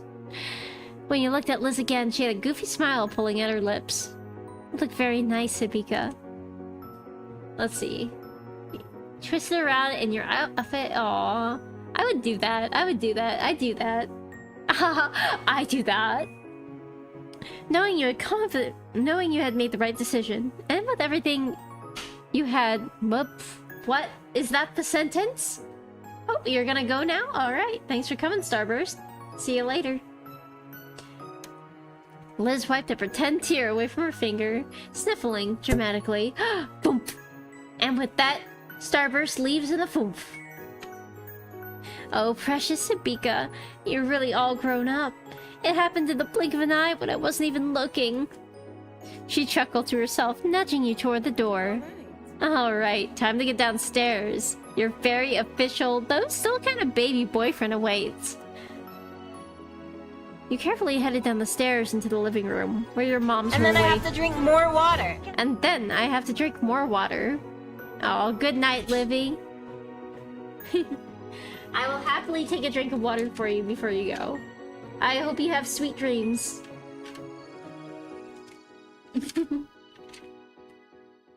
You carefully headed down the stairs and into the living room, where your moms were waiting for your appearance. As you entered, they both stood from the couch and came over to you, smiling broadly. You look so wonderful, Hibika. And very mature, too. I know, right? They continue to coo and fuss over you until you manage to brush them off. Ma took Ma by the arm and held her close, the two of them admiring you proudly. Let's see, you enjoyed the attention. Let's see. I already got this from Liz. You said her that. I would just suddenly enjoy the attention. How do you like my outfit? Another round of praise began, and you smiled happily to yourself. It was nice being so lauded. Ma came in to give you one last hug, and before you knew it, another pair of arms was wrapped around you, and then a third. Both Mom and Liz giggled as they hugged you tight. We hope you have so much fun tonight. Have fun. We won't wait up for you. Stay out as long as you need. You're old enough now. With a last wave goodbye, you left your family and approached the front door. It was time. Ooh! Ouch! Ooh! I hit my finger again. Owie. Stepping out to the night, you closed the door behind you gently and looked across the street. Hey, Janu! How's it going? It's going pretty good. Oh, for a second I thought he was wearing a fucking wetsuit. I was about to be like, that's so you, Cove. Wearing a wetsuit to a formal event. Cove was standing there in the street. His eyes met yours immediately, as if he'd been watching your house for the moment you'd come out. He smiled bashfully. Hey, Hibika. I hope you're ready to do this. You took the chance to check over his outfit as he walked across the way to meet you. Oh, you're fine. It's good to know that you're fine. It was formal for sure, though didn't feel overly posh. It made sense for him. And then I have to drink more water. And then I have to drink more water. It made sense for him, and honestly, a sight for sore eyes. He was always beautiful to you. With a growing smile, he stepped closer, his cheeks reddening all the way down to his neck. Thank you. Thank you for coming with me, and for dressing really nicely for this, your outfit. It's just perfect. Thank you. Aww. You're so hot right now. You're so hot right now. Cove hung his bright red face in embarrassment after that. He wrapped his arms around his torso bashfully, as if trying to protect himself in the outfit from further teasing. Come on, Hibika. You laughed at the reaction. Then he shook his head, glanced back toward the garage, and throwing a thumb over his shoulder, spoke. Come on. We should probably get going. Wouldn't want to be late to such a grown-up event, right? Yeah, let's go. You headed over to Cove's car together, hopping in and strapping on your seatbelts. You were on your way. The event was being held at a place you'd never been to before. You brought up the location on your phone to help Cove navigate. It took some time to find the right address, and once you were there, you were met with the task of finding a parking spot. Though you were on time, it seemed like everyone else had already showed up and claimed the spaces. Eventually, you found a suitable place, before realizing it required payment. Cove covered the amount, taking a ticket from the machine and leaving it on the dashboard. Despite the small holdup, you managed to ultimately make it to the event and confirm you were on the guest list before being shown into the dining area. Cove whistled low as he looked around, taking in the extravagance of the room.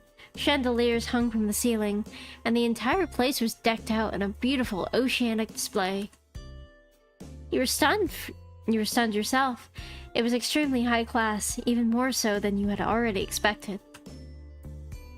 It's so nice. The best looking event I've ever... It's too frilly, it's too overdone. It's so nice. Best looking event I've ever been to. Your lips parted in a wondrous smile as you took in the decorations and the guests all dressed to the nines.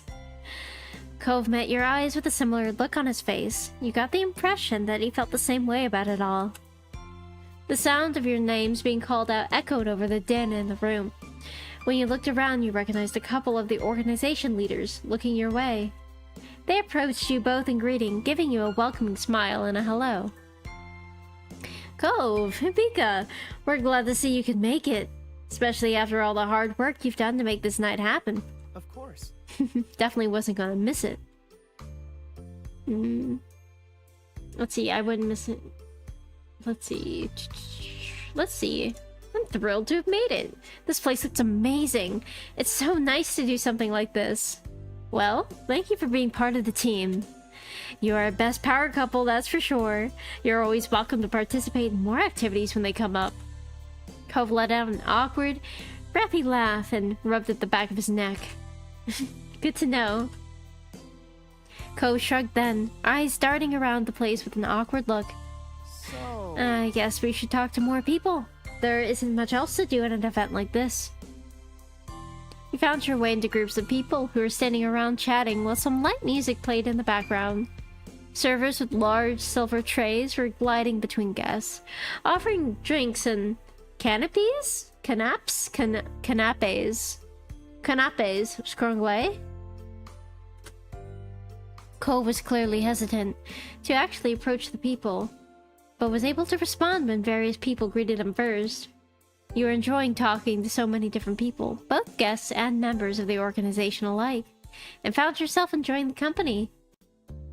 Is he getting it after the event? Nebby! Nebby! If he asked nicely, then yes. The sound of the microphone crackling came from the podium at the other end of the room. Someone who you assumed must be the host for this evening was asking everyone to sit down in preparation for the meal and speeches.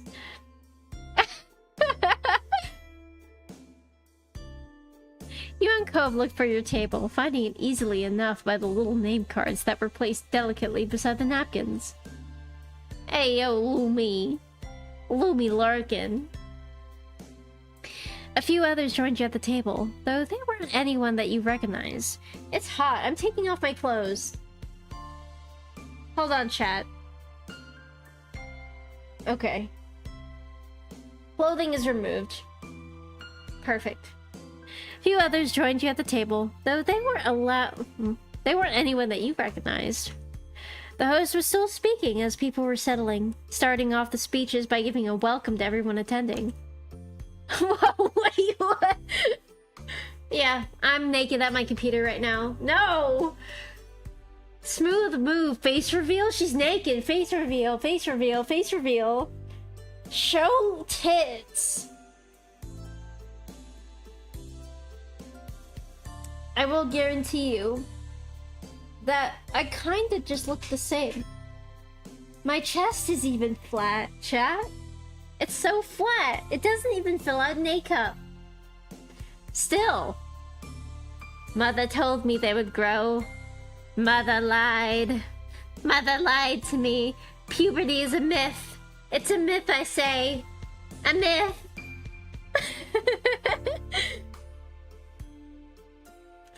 Orca's goals, as she explained it, were to aid in conservation and restoration of the oceans and beaches. Mother lied to me. How dare she lie to me? She said my tits would grow. that I would blossom like a flower in spring, and look at me. Look at me! Withering away like a weed. Instead of growing like one. Mother, why? There were as many people who had helped make the group as successful as it was. You got. I had to come back to this. When she read off a list of several volunteers who worked on making the event happen, Cove's name was one of the first to come up because his started off with the letter C. His cheeks flushed with shy pride at that. Your name then came up a little further down the list because ours starts with H. You were smiling from ear to ear at the mention. As she continued on to thank the large donors for the event, you checked over at Cove. He was still grinning happily to himself and tapping his fingers over the tops of his knees, pretty pleased to have been mentioned by name. Let's see, you were excited for him. You could relate. I can relate. It felt good to be acknowledged for all the work you had done leading up to the event. You likely kept smiling without even realizing it. While the host continued speaking, multiple servers dressed in black were settling the first course of the menu in front of the guests. One of the servers set down a plate in front of you, and you thanked them quietly before looking over the dish with interest. You recognized the dish as a simple Caesar salad. The host quickly wrapped up the end of her speech, thanking everyone once more before inviting you all to begin your meal.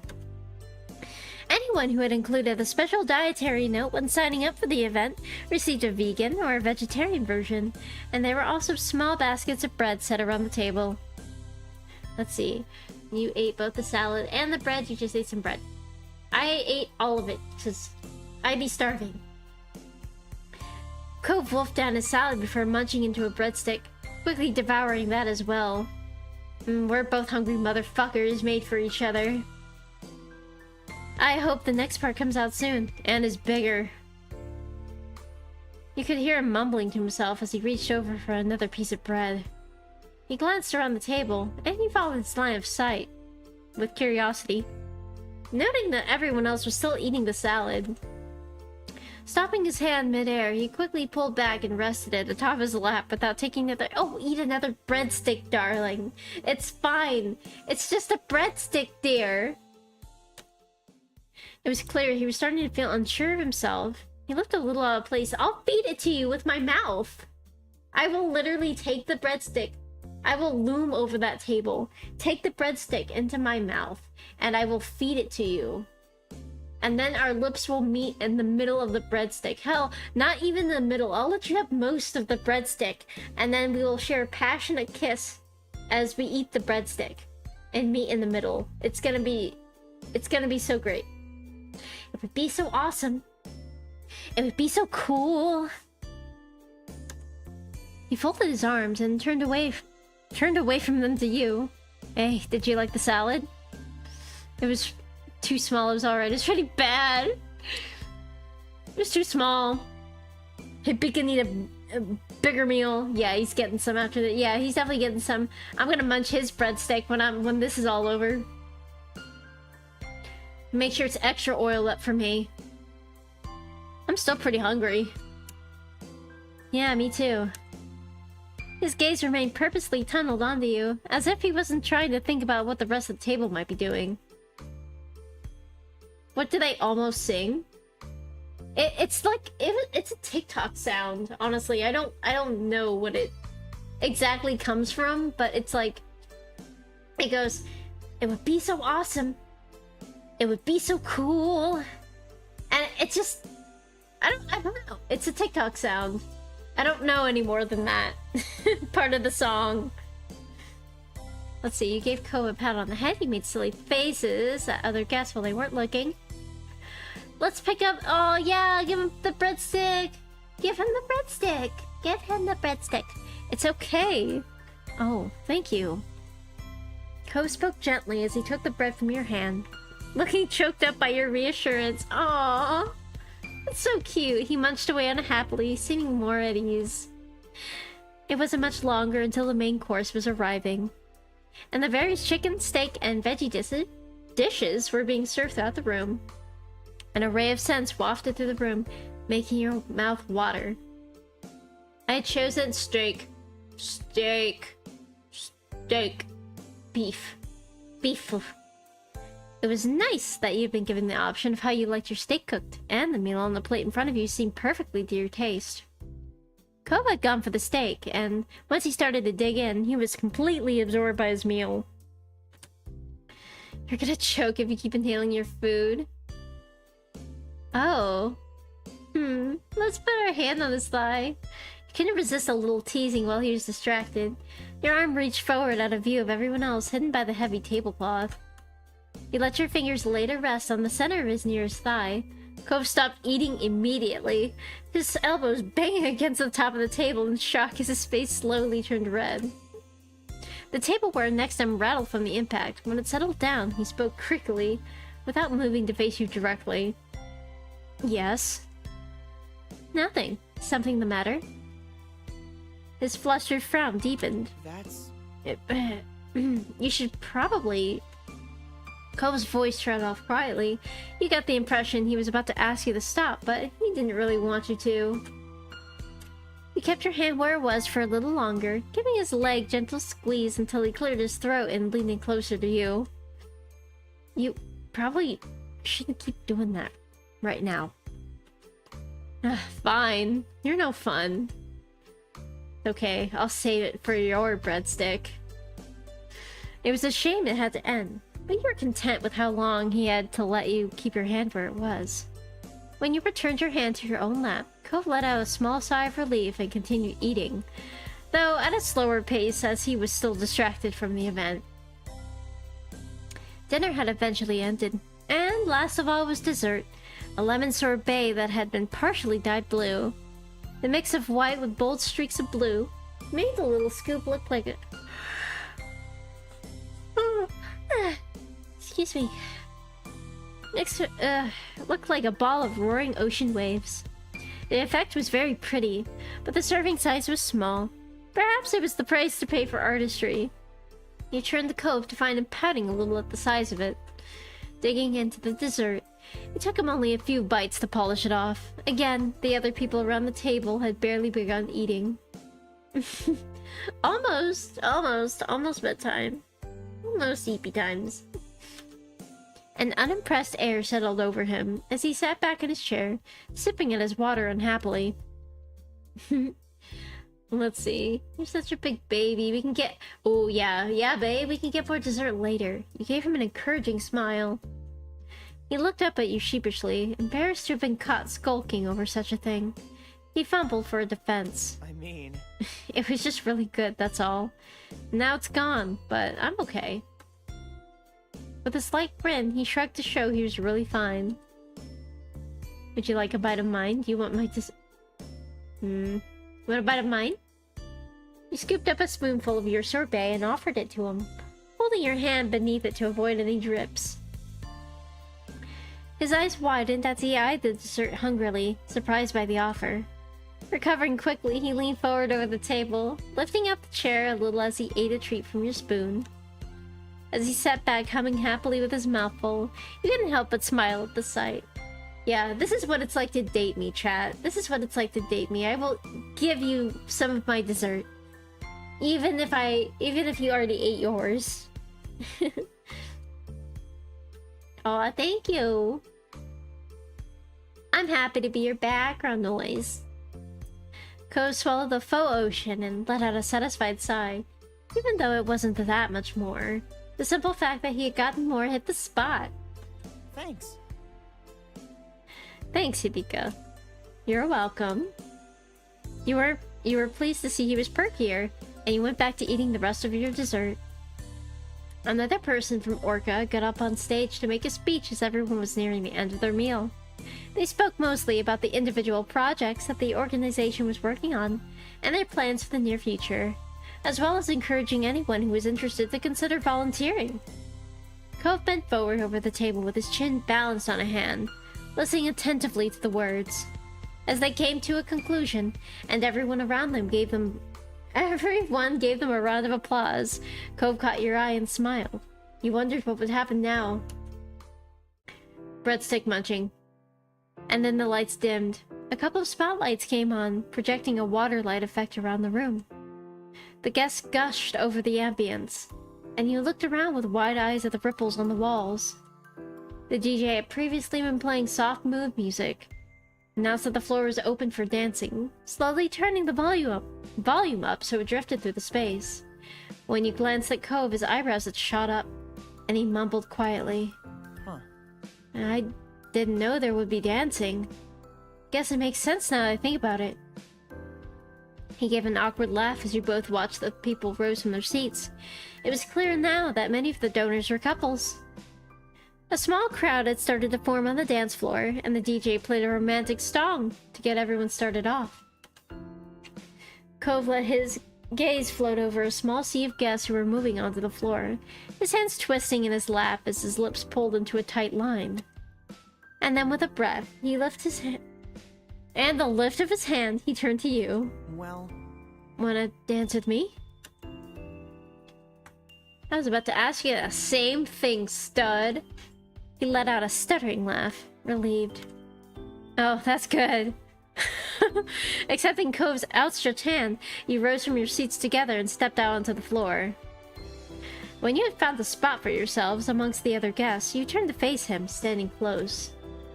Cove gave you a small smile as you looked up at him. He seemed a little nervous. I don't know how to dance. Not for real. He admitted with a slight squeeze to your hand with a sheepish look. You gave him a reassuring grin and nudged a little closer to him still. It's okay. I know. With a familiar face full of affection, he let go of you and raised his arms to slide both of his hands behind your neck. Also, go check out Nebby's stuff. Thank you so much for shouting out Nebby VT. I love Nebby. I don't know where to begin. They're very cool, very chill, have an adorable laugh. It's honestly contagious. Like, when Nebby laughs, you will laugh, and it's just a good time all around. So please check out their stuff. I'm sure there's VOD somewhere. You wrapped your arms around him in response. Together, you gently swayed to the music, moving your feet in time to the delicate beat. It was so nice to be there like this, in each other's arms. You didn't have to worry about whether you knew the right steps. There was always a way to make it work between the two of you. Cove leaned his head nearer to yours, his forehead so close to yours that they almost touched. His breath was warm as he let out a contented sigh, tickling your skin. You really do look so good tonight. You're such a beautiful woman. Thank you. You smiled widely, feeling your cheeks hotter at the compliment. Have you had a nice time? I hope you did. Yay! Let's see, I was having a bad time until right now. Smooches. His eyelids fluttered close as your lips met in a soft kiss, and when he pulled back, he smiled at you gently. His bright eyes stayed locked on yours, studying you with an unmistakable adoration. Thank you for staying. You're still here, just like you promised you would be. Your heart felt light as you continued to sway, whilst holding your most beloved person. So glad to be able to share a moment like this with him. A lot has happened, huh? You nodded faintly. You weren't sure if he meant just today, this summer, or your entire time knowing each other. But it really didn't matter. It was true either way. Also check out Gang Crazy's stuff. They're pretty cool too. I like that squirrel. Go check out that squirrel. Thinking back on the years that you and Cove have been neighbors, it was difficult to even try to reflect on it all at once. I'm so glad. I'm glad we ended up here.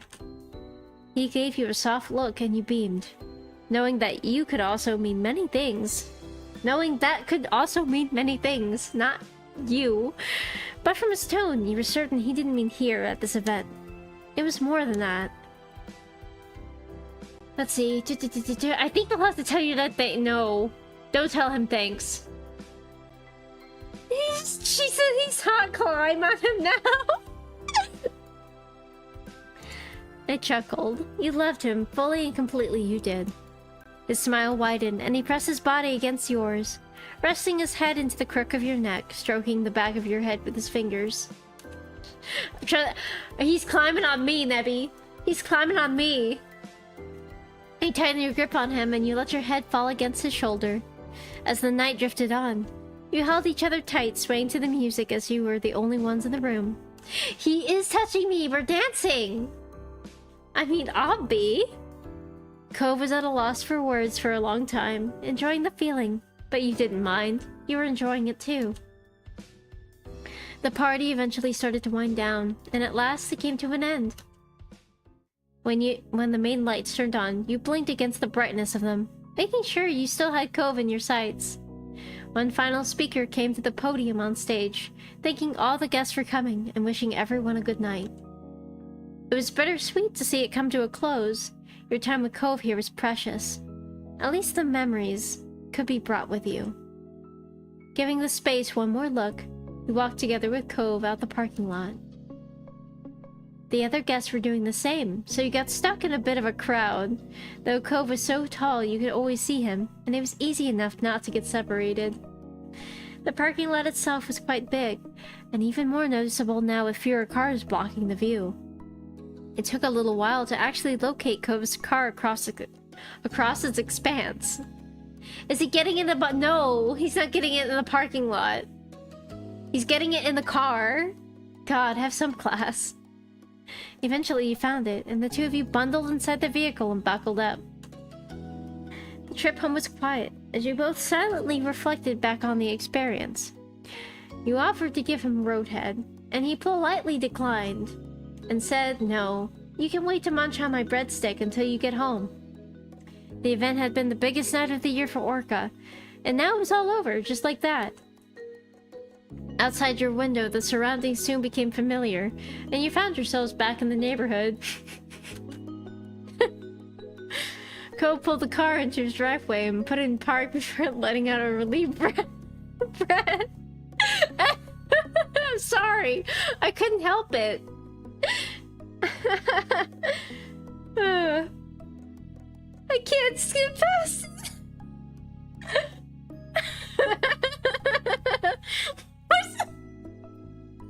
It made you laugh.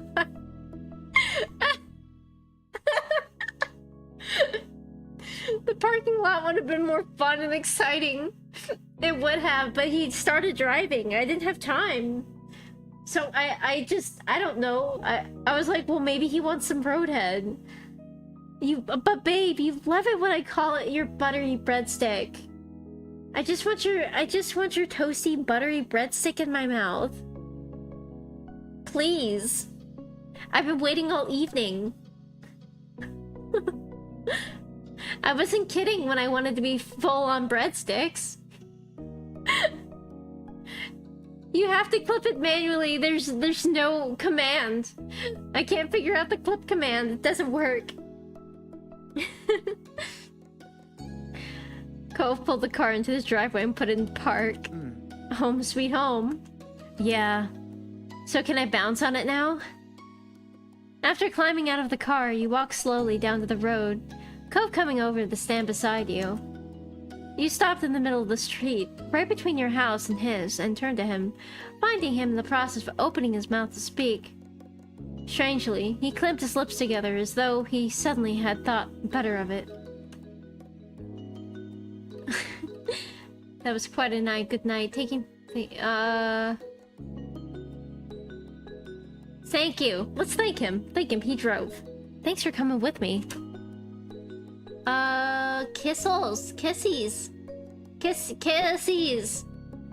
Needing to be close again before the night ended, you pressed your lips against his in a gentle kiss. Buttery breadstick 18 plus is crazy. He smiled as you separated, running his fingers over the side of your face. Night. Night, Hibika. With a last wispy smile, he left toward his front door. Figuring you shouldn't linger in the street for much longer, you crossed the remainder of the road and did the same. You sighed to yourself, sad. Man, first he wouldn't let me stack donuts on it. Now he won't even let me taste his buttery breadstick. When you reached your house, you pulled out your keys and stuck them in the door, trying your best to be silent about it. Everything reminds me of him. should crack the dick!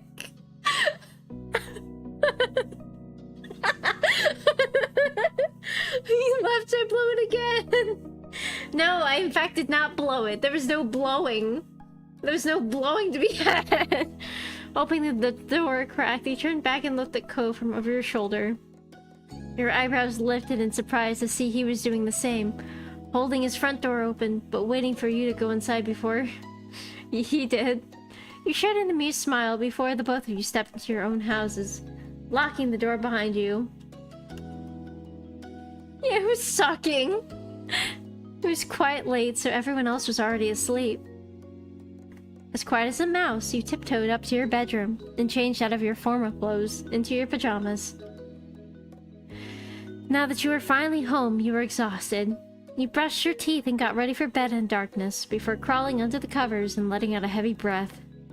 It was strange to think about how that was it. The build-up to an event had felt so much. Now it was completely behind you. Your mind was busy with rapid yet muddled thoughts as you faded closer and closer to sleep. Who declines Roadhead? I don't know. Maybe if you really want to focus on the road or something. I don't know. I mean, it kind of depends. I mean, the car is an automatic, so it makes it easier to give Roadhead. You need to send me to Horny Jail with a horse and Dandy Jail. No. No, I don't need to go to Horny Jail. I'm fine.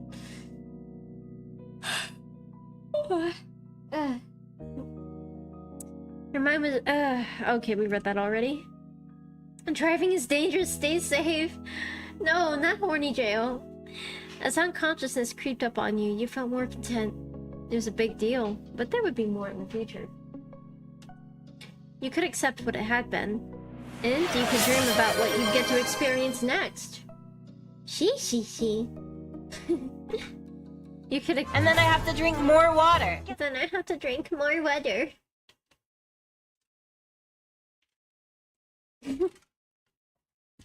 Since I'm so thirsty. I can't gargle on dick, but I can gargle on water, I guess. Then you were taken away from dreams right back into reality by a sound. He's tapping on my window. Your eyebrows pinched together, fully unprepared to be a part of the waking world again. The day was over, and it had been an eventful one. But you heard another noise. It was tapping. Your eyes flew open. There was a tapping that came by your window. Cove Holden. You went over to let the guy in. You rushed over to him. You tumbled out of bed, taking your blanket with you. You left it on the floor when you scampered over to your window. You saw through the glass that Cove's eyebrows were raised, and you suddenly realized that in your rush, you hadn't taken care to be quiet. You probably heard you crash to the floor. I got boopled. I got boopled by Lumi. But that wasn't the matter at hand. You flung open your window and faced him completely, with nothing separating the two of you any longer. You'd not been surprised to find Cove awkwardly crouched on your window ledge. He wanted you to bounce on it after all. He wanted you to take his long, toasty breadstick into your mouth and maybe other places too. Time to fill up on nothing but endless breadsticks.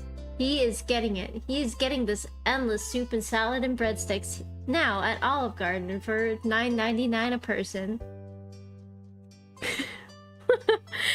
However, you were taken aback to see that he was a little overdressed. He hadn't changed out of his formal clothes. Oh my god, he's been thinking about us bouncing on it all night long. Good soup. You also noticed he was perched clumsily. You didn't know if it was because he was trying to keep his fancy clothes clean, or if he felt weird about something. His body was too stiff and awkward. Even given that Cove was normally all thumbs, he looked off balance significantly more than usual. Cove smiled sheepishly. Hi, Hibika. I have such a raging boner right now. It was really hard to climb the wall with it in the way. It kept hitting every single shingle and was really uncomfortable on the way up. Cove, why are you here? It's nice to see you, Romeo. And your thick dick boner. You moved aside and let him climb inside, and... Yep. That's a joke. He cautiously stepped down by stretching his legs over. Strangely, didn't use his hands for support. It's clear to you now he was holding something. It was a box of condoms. At least he was safe about it, you thought. As he pulled one out, he said, "These are flavored. I thought I could let you have a little bit more of my dessert tonight." When he was safely on his feet, he briefly checked out his clothes, twisting around to see the back of his pants. Caught you looking and shrugged. I mean, I did go home after the event, but I knew I wasn't going to be able to settle down, And then I have to drink more water. And then I have to drink more water because I'm so goddamn thirsty. Sucking dick makes me so thirsty. I needed fresh air and time away from everything. Paused for a moment and raised his clasped together hands where you could see them. But then something happened and well, so I have something I want to show you. You're telling me he climbed the window with his hands clasped together? With just his legs? Did he climb with his dick?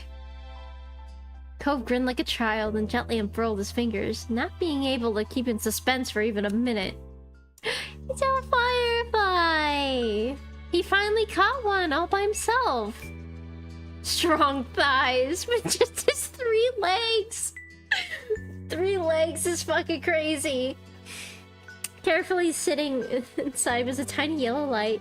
He blinked off and then on again. A firefly. Powerful family jewels. Yeah, he used the testicles too. You can't forget about those. Delicately, he moved his hand closer so that you could see the creature better. They're back. He closed his eyes, his smile now faintly illuminated by his insect companion. Remember the first time I caught one? I always will. I could barely manage anything because of that neon pink cast I was stuck with all summer. You were still stunned by what was happening, but couldn't help snickering when Cove did. It was thanks to you I could finally hold a firefly in my own hand. I was happy to. Guys, this is like a tender moment, and I'm fucking ruining it with my dialogue. Honestly, I didn't think I'd see them this year. I don't know why. It's just that they were kind of late, and I guess I've been worrying about a lot of stuff lately. You could tell that the firefly genuinely lifted his spirits. He seemed at peace, and he wanted to share that with you. The fact that his first thought after discovering the fireflies was to come over and celebrate the joy with you made you suddenly feel very cherished. You say here, I'm making it better? Cove opened his eyes, but he looked away, not meeting yours. it's nice. It's really nice, I think. Even if the fireflies disappear for a while, it doesn't mean they're really gone. They'll come back, and I can see them again. You told my mom how thirsty I'm being? You leave Dandy alone. She's resting. Dandy has a lot of stuff to prepare for, especially for Saturday. Let's see. They're just eggs, no. Smile. And then you looked at the firefly keenly. There was definitely something poetic about them. You felt a warmth in your heart. Should have let the firefly and climb on him. Oh my god, Nebby. Actually, those fireflies are dead. Fireflies don't live that long. It makes me think about the two of us. We're together. Then we say goodbye, and then we're together again. Day after day, year after year, and... even if our time apart gets longer, that doesn't make it forever. Hibika, I'll always be there, whenever you want to see me. Going to horny jail too. Just absolutely take the vibe on the date. It was like, hey yo. By the way, what'd that dick do? You were so in love with him. And he needed to know. I need to confess my feelings. I'm gonna confess my feelings, chat. It's gonna happen tonight. Your heart started to pound in your ears, and all you could hear was the blood rushing. You looked at Cove and found yourself fixated. The only thing you were aware of was your rapid pulse and him. It was as if your entire relationship was playing over in your mind. Every step that led you here. Everything from the first night you met, to have you started as little kids, who were good friends and grew even closer. To the first time you saw fireflies together. The first time he snuck into your room, and every other moment you shared. All of it came back to you. Cove's expression had turned curious as you left him waiting, wordless. He tilted his head into a question, and his lips parted to speak, but you went first. Oh my god, we can pick our... How should we stutter this? I'm in love with you, I love you, I love you so, so much. I love saying this. Time to bounce on it. I love you so, so much. And I love to bounce on it more. With your confession, the world stopped for a second. Cove froze. Then, as if your words had turned a faucet, tears began to fall down Cove's cheeks. He silently mouthed something, but you couldn't make out a word. Cove? You stepped closer and closer, removing the distance between the two of you. He covered his mouth with a hand. He must have forgotten about the firefly resting there, and it flew off into the night with a twinkle. At least the window was open. He used his other hand to shakily reach over and interlace his fingers with yours. He gripped you tightly as he started sobbing harder. Why did he look actually upset? He's actually gonna say, I don't love you. I actually just thought we were really good pals that kiss and hold hands. At least he didn't eat the fire. Why would he eat the firefly?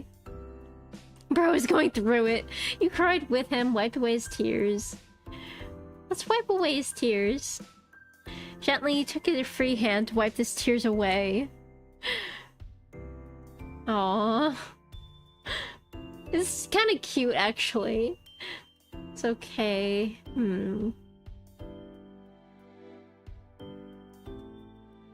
Cove removed the hand from his mouth and used it to hold the back of your head. He brought your face to him, bending his neck down to be closer to your level, and your foreheads brushed together. His voice trembled, it cracked, and it shook. This was raw, straight from Cove's heart. I love you. He closed his eyes tightly and repeated himself, but now he could say it firmly. I love you. His aqua eyes sparkled when he opened them again. Oh! His aqua eyes sparkled when he opened them again. Fresh tears poured out with an outburst of emotion. Yo, I don't know who Cove is, but I died to ride. Girls are mean. Give me that peen. I'm sorry, I can't get it together. It's just, I tried so much to love you quietly, secretly, and that being it, but I really wanted you to feel the same. I wanted you to love me back. I wanted to hear you say it. No, destroy him! I don't love you! Stop! Lexi, this is sweet. And I just kept thinking, what if you didn't? Maybe what I felt was too much, and I didn't know how to handle that. I didn't know what to do, but I don't want to put any of that on you either. You weren't doing something bad. Everything you do is right and wonderful. I'm always like this. It wasn't your fault I had to be like that. I'm just like that. He leaned in closer, hiding his face from you, his lips trailing over to your ear. He whispered, "But you love me. You love me." He moved his head back, so his forehead was centered on yours. And then he closed his eyes. He shook. The hand you still held was trembling. I'm so sorry. I'm really always like this. Just kiss him again. Just keep kissing him. You pulled him to you, kissing his lips. He returned it desperately. Wow. So desperate. Gosh. Cove managed to bring a fragile smile onto his face. He was still shaking, but there was something decided about him now. I love you. I love you, Hibika. I love you. He repeated it more, as if to make up for all of the times he didn't let himself say it before. Can I give it to him now? This isn't that kind of game. There's no porn in here. That's why I'm playing it on stream. There's no porn. As he spoke, his tears dried up and his breathing became... Oh, not the aw! Became more even. The reaffirmation helped calm him down. What? No! No, there's no actual dick writing in this game. If I play something with actual dick writing or pussy writing in it, it's gonna be... It's okay, just fucking peg him, assert dominance. I mean, I would. He does look very peggable, doesn't he? I mean, you look at that face. Look at that face. You look at that face and you go... Man, I just have to make him pregnant. I just have to get him pregnant. I have to make him so pregnant. I'm thinking twins. Triplets. I have to make his asshole pregnant now. Thank you for telling me. Cove smiled on his shoulder, even as his voice wavered and ducked his head with childish shyness. He clearly fought against getting emotional. What a twink, I'ma beg him. His watery eyes, his mussed hair, the tears still drying on his cheeks. You loved him so much, and you wanted to peg him so bad. No porn, guess I'm out, Lumi, no! Lumi, please! You've always been lucky, haven't you? Let's see. You're welcome. It was only the truth. Just smile. You felt Let's see. You really wanted to touch him a lot! Oh my god. Oh my god, why did the music change? Why did the fucking music change? Oh my god! Oh my god! Push him up against the wall!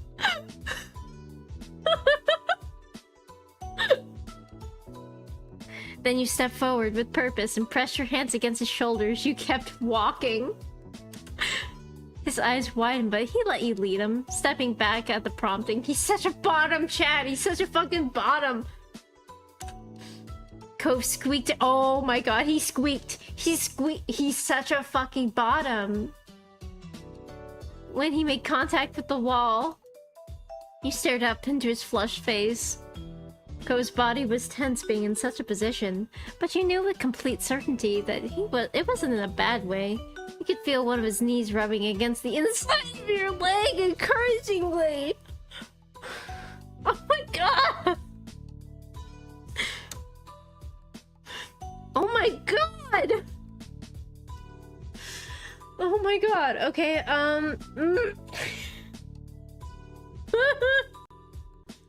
Oh my god, okay. Oh my gosh. I gotta go for the neck. I gotta go for the neck. It's happening, chat. It's fucking happening. It's happening. Oh my goodness. No, it's not rated R. It's not rated R. It's definitely not rated R. You nestled up against him. You could hear his breathing pick up. You kissed across the exposed part of his neck. He made a quick gasp and let out a long sigh. My partner's name is gonna be in the credits of the second one. Oh my gosh. That's so cool. Not the woo! Wow, it really is like we're in a sitcom. While you busied yourself over his neck, he reached down to stroke your thighs slowly. Oh my god, we can just do it all. We can just do it all here. Get ready to black the screen. It's not gonna listen, it's not gonna happen. Not in this game. It's just all description. Let's see. Cove. Can I bounce on that breadstick now? You said it and hushed under your breath and brought your lips closer to his ear and repeated yourself longingly. Cove. Give me your fucking breadstick. A shiver went through him and his grip on you tightened. He had to, with the way his knees almost buckled. Give me that Olive Garden special, baby. Please, God, dress my salad. Toss my fucking salad. No, we're not pulling away.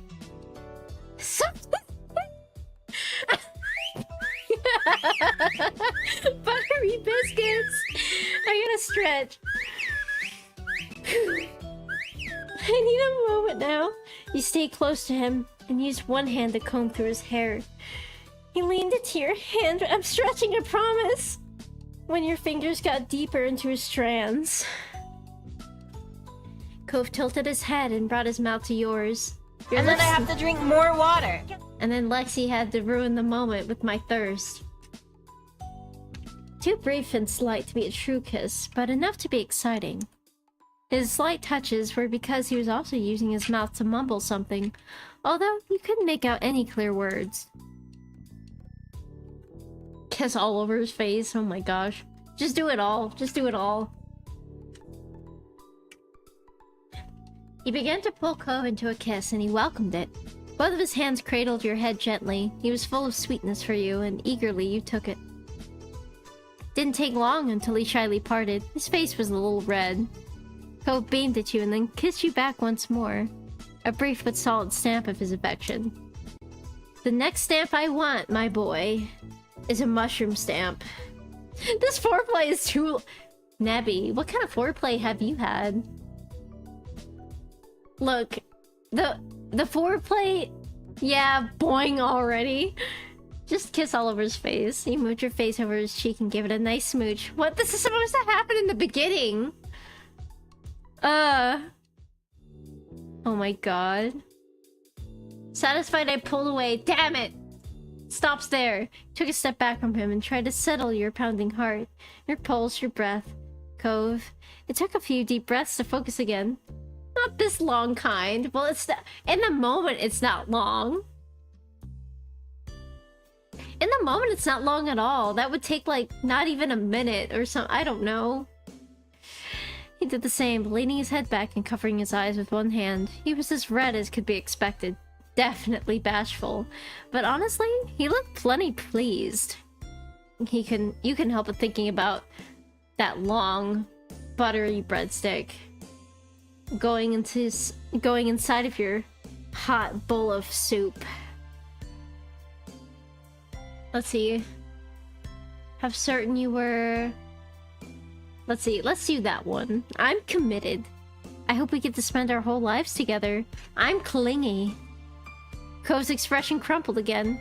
He wasn't able to tamp down the newest wave of emotion. His eyes watered once more, and he took a few heavy breaths. I hope so too. We could always be together. Have a place of our own. We're only 18, but, I mean, no bang but never commit. One night stands only. And a kid and kids, also pets. Pets. Just the two of us. We can make it if we try, just the two of us. No kids. Maybe we could adopt. I don't know. We'll stop there. We can think about kids later. He laughed brightly. Of course. Of course pets do. My fucking fish that I named Dick Tickler came back into the fucking story. Of course pets too. You think I'd leave Dick Tickler with Dad? It's the fish I named in the last fucking episode.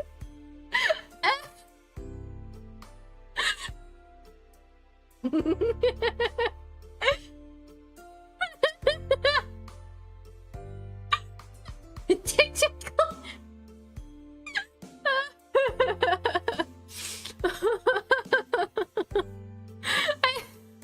It just came out so unexpectedly.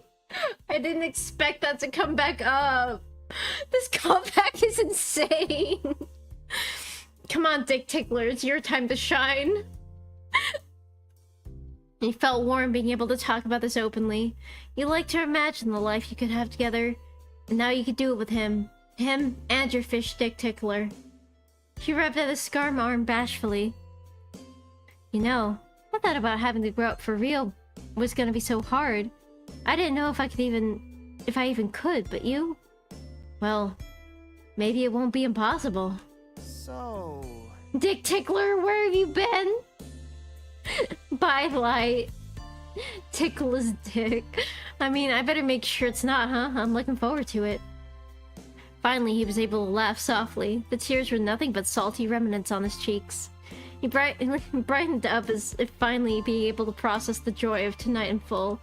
It's dick tickler, isn't it? He felt good too, and took a little more time together to simply exist in a new dynamic you stepped into. Honk it! Honky? Honky? Honky honky? Cove looked into your eyes with a soft, slightly shy expression. There was hope in his smile. Do you want to go to the hill with me? I bet there's still fireflies. Oh, chat, we are bouncing on it. We're gonna bounce on it outside, as nature intended. Let's fucking go. Let's go. Cove brightened. He was practically bouncing at the thought of a secret excursion before he suddenly became bashful. Guys, we are gonna bounce on that dick. We're gonna... So, how should we leave? We could just try the door. You don't have to do the window thing, but maybe it'd bother your family. You both chuckled at how awkward it would be if your moms or worse Liz saw you going for a midnight firefly catching trip. You'd be sure to avoid that. See? You know what, window? If I break a leg, oh well. I don't need my legs to bounce on it. You could just bounce me on it. You're strong enough, you can lift me. Let's go through the window. From the window to the wall. I was glad there was no way you could run into another soul outside. Cove would be way overdressed, and you were still in your jammies. Damn, you missed out. I undressed, I was wearing my nicest lingerie, and you fucking missed out on it, Cove. You let Cove go first, stepped back onto the ledge as you carefully followed. He shuffled along, and soon you reached the garage. You planned to use the fence from there to reach the ground. No, where are you going, Yvette? Our parents are in the house. He leaned against the fence and projected hushed words up to where you were waiting. Are you okay? Do you want help? No, I'm fine. What, the blue balls? You reached out on the ground with ease. It wasn't difficult, especially with the fence there to help you. Cove gave you an encouraging smile, but neither of you risked speaking yet. You briskly snuck behind the house, up into the old white poppy hill. Cove, quit being a cuck to yourself! Stop cucking yourself! Stop cucking yourself! And Cove is right, the entire hill was lit. It was fucking lit, yo. Insects were twinkling here and there with their pale yellow light. It was sick as fuck. It was absolutely poggers. Cove let out a contented sigh, finally being able to relax in full. He strode further up the hill to better enjoy the view. You walked along as well, letting yourself be surrounded by the twinkling display. It was romantic, but not Olive Garden romantic. Then, without warning, Cove plopped onto his back. He paid no mind to smacking his formal attire into the grass. He put an arm under his head and stretched out the rest of his limbs. He was clearly getting quite comfortable in the dirt there. Let's see. Lay down in the grass. You sat down first and then fell back. You could see the stars when you looked up at the night sky. Then we snuggled! He was warm in contrast to the chilly ground. Cove cuddled closer in turn, tucking his arms up under your shoulders. I wonder if Dad will be mad about the grass stains. He tugged at the collar of his shirt. Didn't sound concerned, just idly curious. Maybe you should figure out how to clean it before he finds out. Lexi has made this better. Lexi is one of my best mods. Love Lexi. His smile bent a little and it went silent between you. The only sounds were the rustling of bugs in the breeze, and the faraway crashes of waves of the sea. You couldn't help but reflect on what's only been a brief time earlier, between this and your room. Felt like a different world. Was it even real? What happened between you two? You could almost be convinced it wasn't. And then, you never actually stopped dreaming. You stole a glance at Cove. He caught you and blushed. That little reddening assured you. Cove remembered the same as you. What you had was real. We're talking about the headcanon of no jammies being worn. So, you're saying that I'm just out here naked in the fucking breeze? Let's see. You asked Code to dance with you. You wanted to catch some fireflies. Let's see. You know what? What is this? Do we roll with each other? Up for a race? We could see who could roll down the hill faster. Cove chuckled and crossed his knees casually. How would we tell who won? We'd both be rolling. We could shout it. Or maybe we could do a quick check for the other as soon as we reach the bottom. He tilted his head towards you and uncrossed his legs. Well, I'm already in position. Let's do it. With a smile, you wondered if he had a disadvantage in his formal wear. Then again, wasn't like pajamas were made for rolling either. They're comfy though. Oh my god. We fucking rolling down the hill. What is this guy fucking? I'm trying. What if they land on top of each other and his dick slips in? Close enough, right? And even though you were already on the ground, you twisted the way you were settled to be more prepared. Then you stared each other down. It was almost time. This was serious business. It was time for some serious breadstick munching, and you had the soup. Right. You know the rules. On the count of 3. Nodding, you tucked your limbs in tight and prepared yourself. Take your clothes off now, kiss! 1, 2, 3. Go! You hurled your body sideways, and you could only imagine Cove was doing the same. You were rolling, and then the hill was suddenly over. Felt like a much shorter trip than it used to be. You stuck your dizzied head into the air and locked eyes with Cove. He was down there already as well. Both of you were breathing heavily, with the satisfied expressions creeping up on your faces. We'll just pretend that they fucked.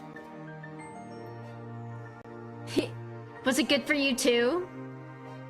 Cove looked amused and unsuccessfully hid a laugh behind a hand. No, that was a tie. Oh good, I'm so glad that we both came at the same time. What a dream. Cove dropped back to his side and rolled the rest of the way over to you. Upon arrival, he reached out and pulled you into an embrace. You couldn't stop yourself from laughing and relaxed into the hug. Roll, roll, roll in the hay. Roll, roll your troubles away. The hour grew late, and the fireflies mostly dispersed. Want to roll down a hill? Sure! Hey, there was consent there. Cove stole a second to release the words he'd been filling his head during the quiet. I love you, Hibika. You felt a great deal of happiness. Cove's expression was completely open, honest, and full of sincerity. He meant every word. He truly loved you. No matter how much it didn't seem real, yet it was. It felt as though this was a night that would never end, but you knew it would have to all too soon. You were only grateful to be a part of it. These were moments to truly treasure. You could never let yourself forget them. Oh god, the screen went white. We came! Alright, well. I think that is a good time to save. I'm gonna save right there. And thank you. So, no, where's the sex scene? There is no sex scene, Nebby. It's not that kind of game. It's supposed to be a cute little game. I just like to enhance it with my words. My words are like Viagra to this game. It adds an erection to where there is no erection. Alrighty, but with that, I will call it here, guys. I hope everyone enjoyed the stream, and thank you so much for tuning in. I hope everyone enjoyed it, and it is always so glad to have you, whether you're lurking or chatting. And I do love cheesing. I do love teasing the chat. My enhancing words are everything. So sweet of you to say. Here, let me get these raid messages going here. Oh, Light! I thought you went to bed! Alright, so for non-subscribers, there's that raid message, and for, let's see, for my lovely subscribers, there's that raid message. Your fish isn't fully thawed. Your dick tickler isn't fully thawed. Thank you, She. This was funny as fuck. I'm so glad you enjoyed. Oh my gosh, I have so much fun every time I stream with you guys. It is always a treat to have you all in my chat, to have you all in my community. You guys are my guesto. You are my pride and my joy. and I am just so elated to have you all here. I hope you guys enjoyed the show, enjoy the new emote that is now effective immediately on the Discord as well, which I will go ahead and post here again. So if you want to join the Discord, please feel free. The link is right there. Right there. You can join. I would love to have you. We would all love to have you. We're an all-inclusive community. Just behave yourself and use common sense, and you'll be Gucci. You'll be just fine. Now let me find a raid before I start yapping too much again. Let me see. Let's see who's playing. Who's playing tonight? Let me see. Let's see. I think I will go ahead and raid Isingra, who's playing Halo Montana Edition. So let's see what they're up to, huh? Isingra is you need to fix the non-sub raid message. What's wrong with it? Is there something wrong with it? Wait, is there something wrong with it? Did something get deleted? I have no idea. But we can fix that later, Lexi. We can fix it later. We'll talk about it. But let me just go ahead and start this raid here. But we are raiding out to Isingra. They are a mouse VTuber. They are the harbinger of chaos, and I hope you enjoy them. I certainly do. You're gonna love them. 2 hearts and 4 dino dances. Maybe something got deleted. I wonder if something got deleted. That's probably what happened. But yes, Chaos Mouse. That's where we're going. Alright, guys. Oh, yeah. Let me make sure everything's good here. Okay, guys. Stick around if you wish, but if not, I wish you all a good night. Sleep tight. And remember, tomorrow is another day. Nankurenaisa. I'll see you next time. Bye. Mythmush Gaming, I'm sorry. Stream's ending, but hello, I'm doing good. I hope you're doing good too. Bye-bye, everybody. Bye-bye. Bye-bye.